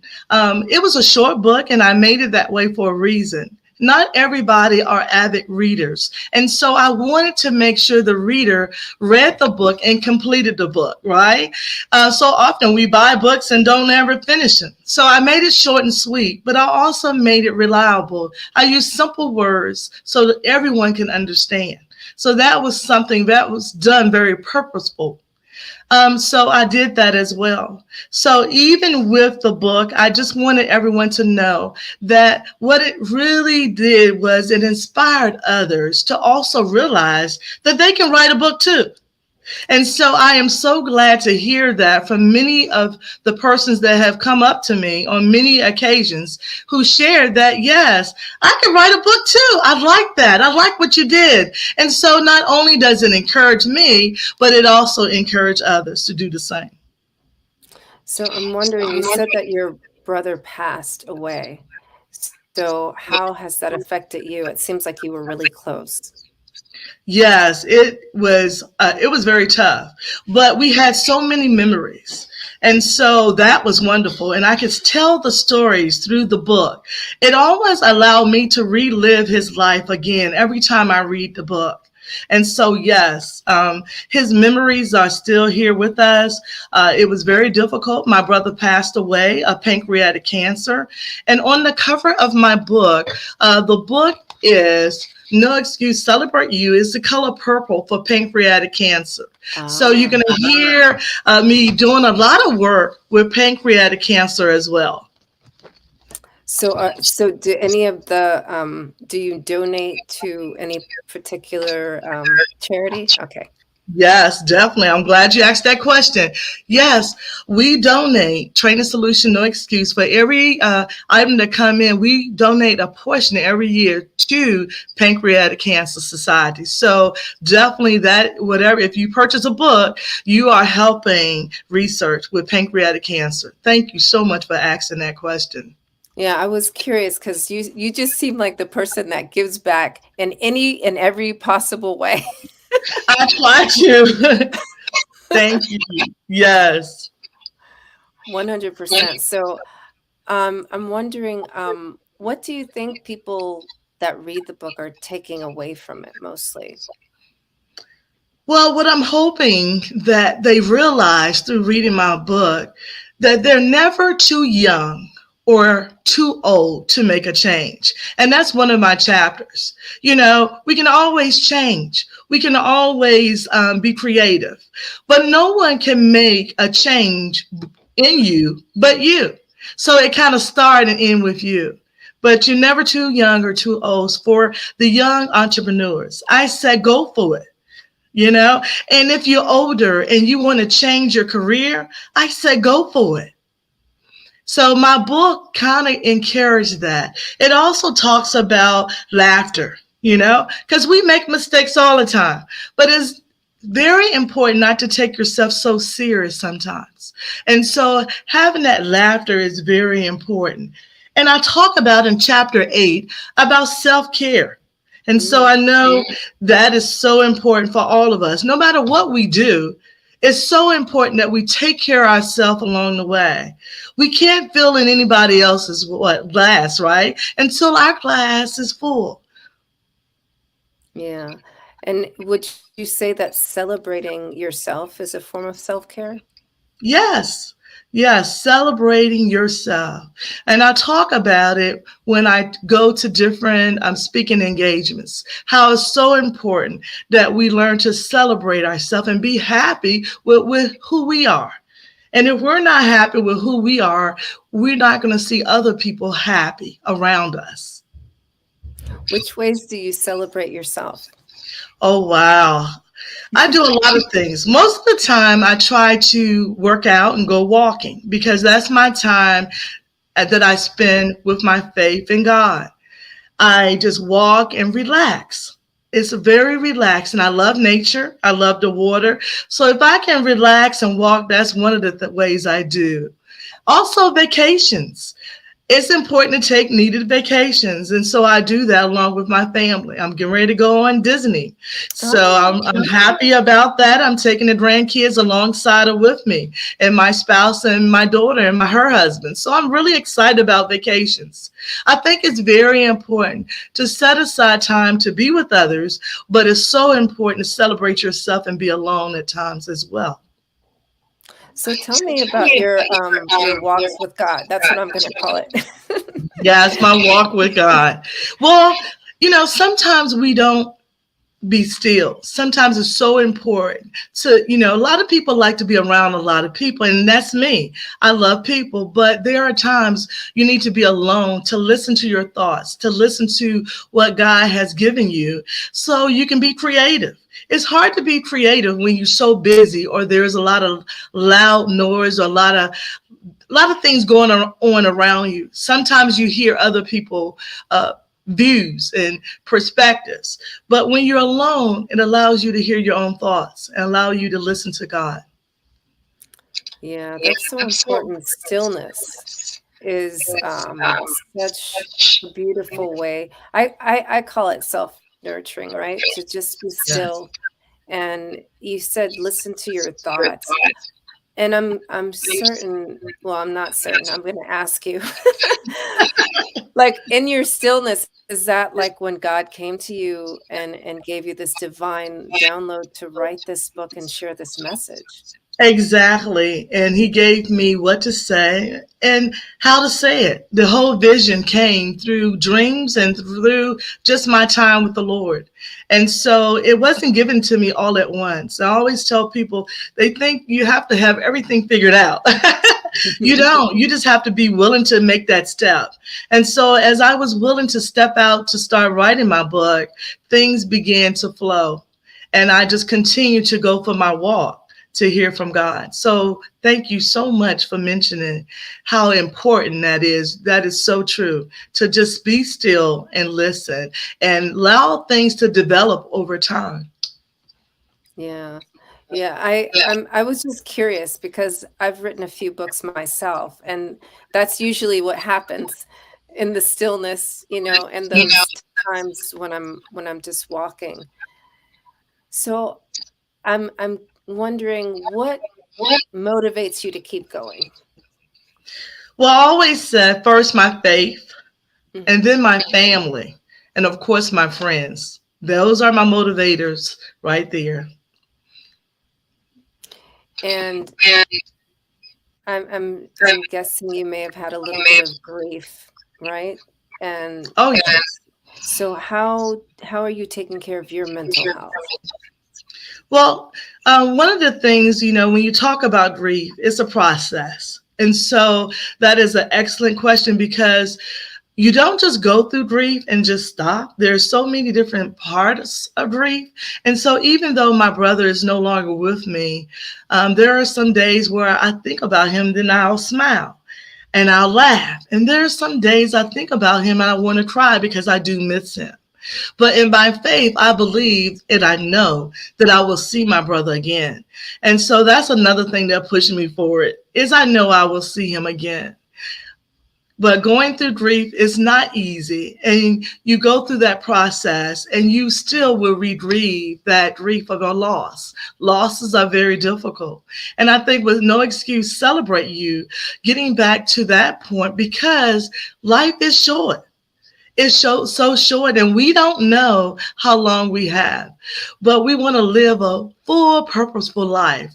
Whether you live as my brother did a short time, considered to be a short time or a long time. But what type of life? What is your legacy?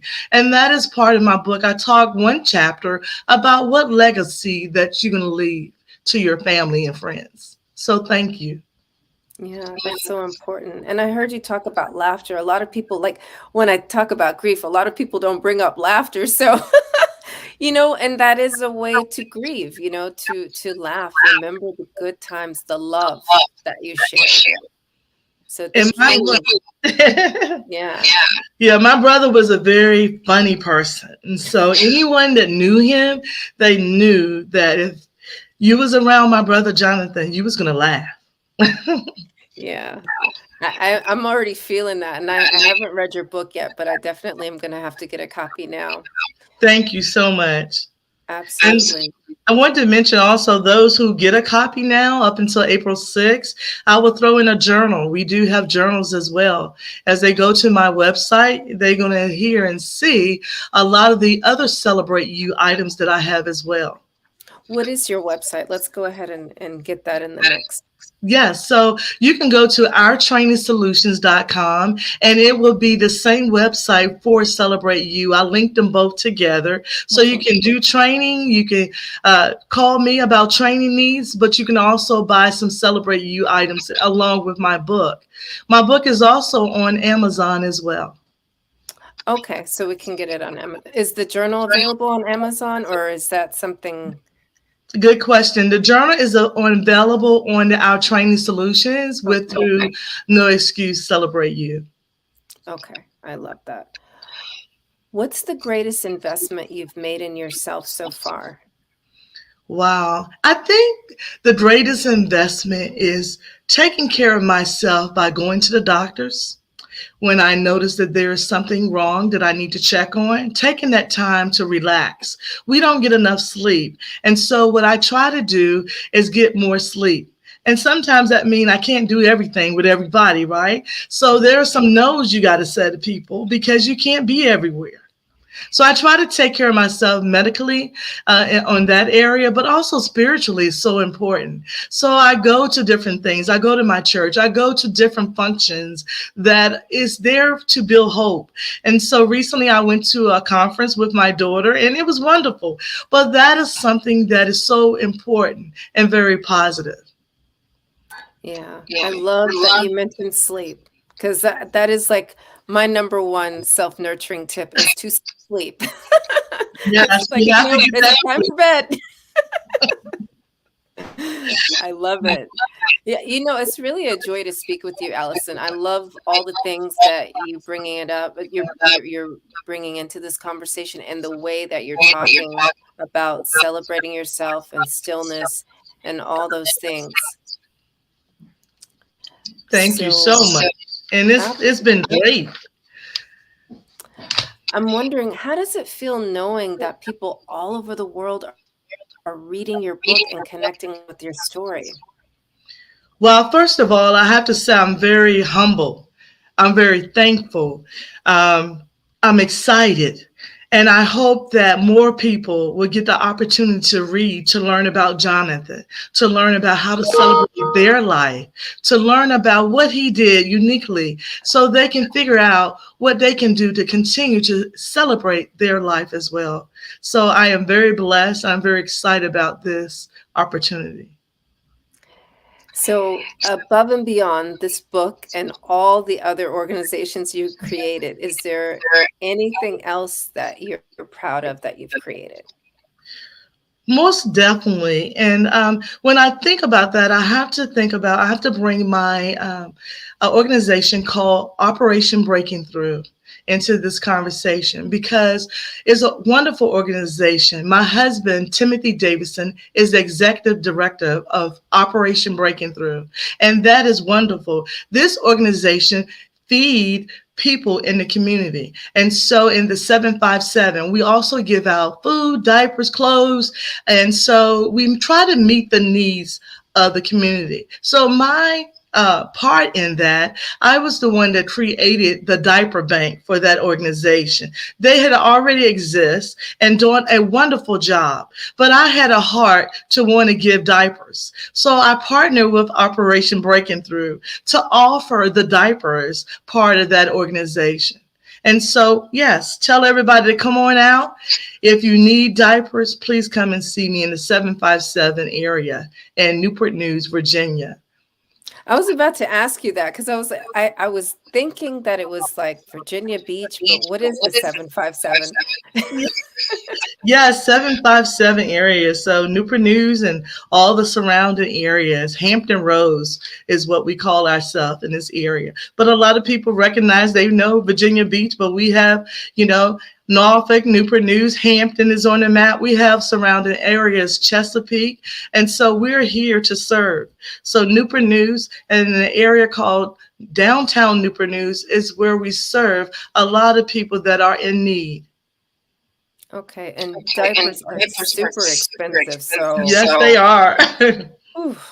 Do you do cloth diapers? I'm just wondering. No, only just regular diapers, not cloth diapers. Okay. Good point. Yeah, but I mean, it's something to think about. The only reason I asked that question is because some of the organizations, like in Africa, they have to use like reusable sanitary napkins and things like that because, they don't really have the facilities. So I was just wondering. Yeah. Thank you. Thank you for sharing that. That's something that I make a note of. Yeah, absolutely. Are there any new projects that you're working on now or anything we can look forward to seeing from you? Oh, most definitely. Always busy. So I try to take some breaks, but I do have some upcoming events coming up. First of all, I have for Mother's Day, I will be the guest speaker on Mother's Day on May the 14th in Newport News at Bethlehem Judea Ministry. And so I'm excited about that opportunity. May 20th, I will be the guest speaker for Celebrating Your Authentic Self. And we do have 2 other speakers that day, but I will be one of the speakers on that day as well. This is a wonderful time where women can come together to work together and to give some positive encouragement. We do have one other that I'm planning, and I'm in the planning stage as we speak. Our second annual No Excuse Celebrate You Women's Retreat. It was such a success last year. We're going to have it again this year. It was sold out. So I'm looking forward to that in August. Okay. Yeah. So these are all, well, with the exception of you speaking on Mother's Day, these are your own unique events. Well, definitely they are part of, people contacting me, part of the No Excuse Celebrate You, platform. Thank you for asking. Yeah. And so we can find, how can we get tickets to that? How can we know like when the retreat, because like I may want to do something in August with you. So like exactly. Come on down. Come on over to Newport News, Virginia. So what they need to do is go to my website, ourtrainingsolutions.com. Shortly we'll be advertising all about that retreat. And any time they want to reach me, to connect with me, to have me come speak, they can go to our website. They can also connect with me on Facebook, Allison.Davison, Allison.D.Davison, and that is on Facebook. They can also go to Instagram under Minchfield 1984, and Minchfield, MENCHV as in Victor, ILLE 1984. I look forward to hearing from everyone. I'm excited about opportunities, and I'm always planning new events. Thank you so much for being here, Allison. It's been a joy to speak with you. Thank you as well. Remember, genius is common, and I'll see you on the other side. Thank you. Have a good day. Thanks, you too. The mission of the Black Business Expo is to raise funds for high school seniors going to college or K through 12 entrepreneurs. This expo is a fundraiser for students. You may go to www.blackbusinessexpousa.com to donate to the scholarship fund or use the Cash App, which is on the screen. That's BBX USA. Our goal is to give laptops and up to $5,000 to 10 students. Students can register online at www.blackbusinessexpousa.com. Today, it has been a joy and an honor to again be your moderator this afternoon. My name is Cordelia Gaffar, the Ultimate Joy Goddess. You can connect with me on LinkedIn and Facebook and Instagram at Cordelia Gaffar. My website is also cordeliagaffar.com, and I always like personal emails at hello@cordeliagaffar.com. I help you to create sustainable practices of self-nurturing so that you can find your ultimate joy. I also would like to thank our sponsors. Today, we want to thank Black Business Expo USA sponsors for March 2023. NC 100, Moody Capital Partners, Suede Soul, Lotus Richer Coaching and Training, Carolina, Virginia Minority Supplier Development Council, STEP Management, Barbara H. Smith LLC, Margie McLean Foundation Inc., Genius is Common, Earth Essentials, Malane Shaney Global, Executive Women's Success Institute, The Quality Coaching Company, Superwoman Business Services, Creative Force Studios, Lee Entertainment, Artistic App Design, Black Business Expo USA. Again, every dollar counts, so we want to remind you to donate to the scholarship fund. Genius is common, and I'll see you on the other side. Introducing Electa World. The metaverse is widely being labeled as the next phase in human evolution. This second world is no longer just science fiction. AR and VR are coming together to form new communities and limitless possibilities, powered by a brand new kind of money, virtual currencies. Our world will be eco-friendly, emitting near-zero carbon, and feature Electa motors and their full fleets of green electric vehicles. This will create real business opportunities where users can actually earn real revenue. Electa World will be completely free of all types of discrimination. No race, gender, sexual orientation, national origin, or any other type of discrimination will ever limit you in Electa World. Electa World will feature around 3,000 plots of land of various sizes for sale in year one, with a heavy focus on commercial land and luxury residential real estate. More details coming March of 2022. Electa World. Join the new evolution. What if you could build your own city? A place where every child can find nurturing people to help them achieve their full potential. A place where every adult can access job training support, where health education is abundant, where social justice ruled the land. A place without limitations. Welcome. You have arrived at STEM City USA. It is what every city should be. A safe and trusted community where you find people and resources to help you become everything you are and beyond. STEM City is unlike anything you have ever experienced. It is a digital twin of the world around you, only better. STEM City is about energy and soul renewal. It is more than a digital world. You can almost feel the power of live cultural events, music, and theater. STEM City promises a better future for children with caring mentors and hands-on activities with dedicated tutors to support our youth. STEM City is your passport to a healthy lifestyle with weekly events addressing our community's many issues.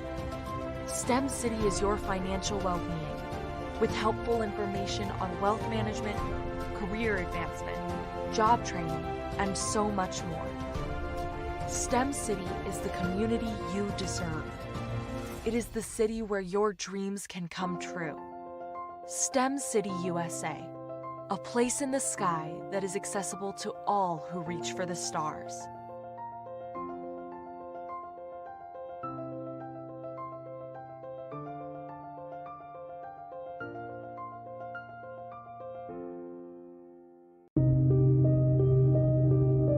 The Black Business Expo is changing my life. This year, they are giving away laptops and even $5,000 in cash to students just like me. I'm Alexis, and I want to go to college to fulfill my dream of becoming an entrepreneur. Help the Black Business Expo going to www.blackbusinessexpousa.com and also becoming a vendor, a sponsor, or donating. Did you know Black women are the fastest growing group of entrepreneurs? However, only 3% of Black women have established a sustainable, thriving business that has lasted more than 5 years. Why is there such a huge gap between creating and sustaining a business? Common obstacles like money and resources, but on a deeper level, self-doubt, lack of support, undervaluing self, stress and overwhelm, relationship challenges, health challenges, work-life imbalance, and unsure of purpose and passion. Meet Milani Shani Global. Our mission is to provide life, love, and business coaching for women who are leading the way and want to improve mental and emotional health and well-being by managing stress, anxiety, creating work-life balance, increasing confidence, revealing purpose, and putting themselves first so they can use their authentic gifts and make an impact in their community. When you enroll in our coaching systems and programs, you will discover how to activate your passion and personal fulfillment, unleash and align your natural gifts and talents with winning strategies, master your mindset and release stress and overwhelm, procrastination, and self-doubt. You are not alone. Our professional certified team of coaches use unique and one-of-a-kind advanced coaching tools to ensure that you excel in the areas of mental and emotional well-being, leading with confidence, relational wealth, and stress management. Put yourself first today and take your next step towards well-being and igniting your authentic success. Milani Shani Global, a company by women for women for over 35 years. Visit us at www.msglobal1.com or call 704-313-9132 and enroll in one of our programs to get started today.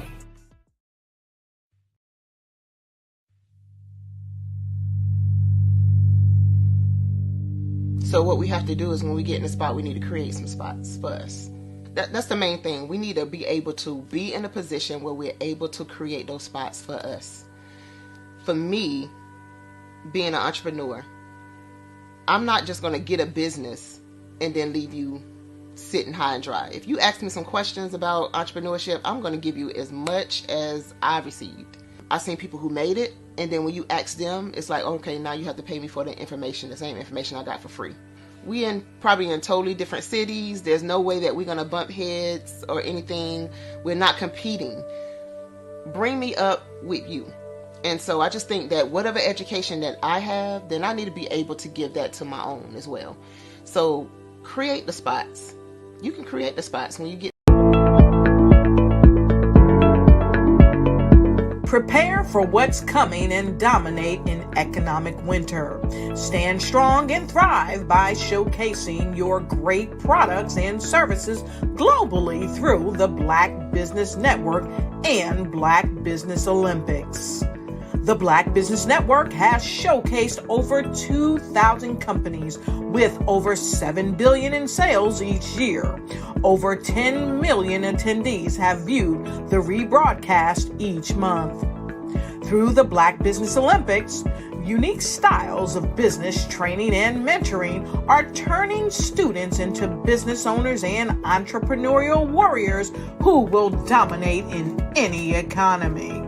Gain the ultimate advantage of the Black Business Olympics, 7 days of unbelievable topics and speakers speaking around the globe. Donate your time and experience to provide expertise and scholarships to students worldwide and change the world. Now, more than ever, new insights, tools, strategies, and capabilities are needed. This is your chance for a major presentation to the world. Fill out the form and join the more than 2,000 speakers who have presented to over 200 countries. Join the Black Business Network streaming live into the Metaverse, STEM City, Black Multiverse Enterprises, Hulu, Amazon, YouTube, iHeartRadio, Apple, Facebook, LinkedIn, Pod TV, IBM TV, Spotify, and Google Podcasts. Sign up today. Spaces are limited, and we will see you there.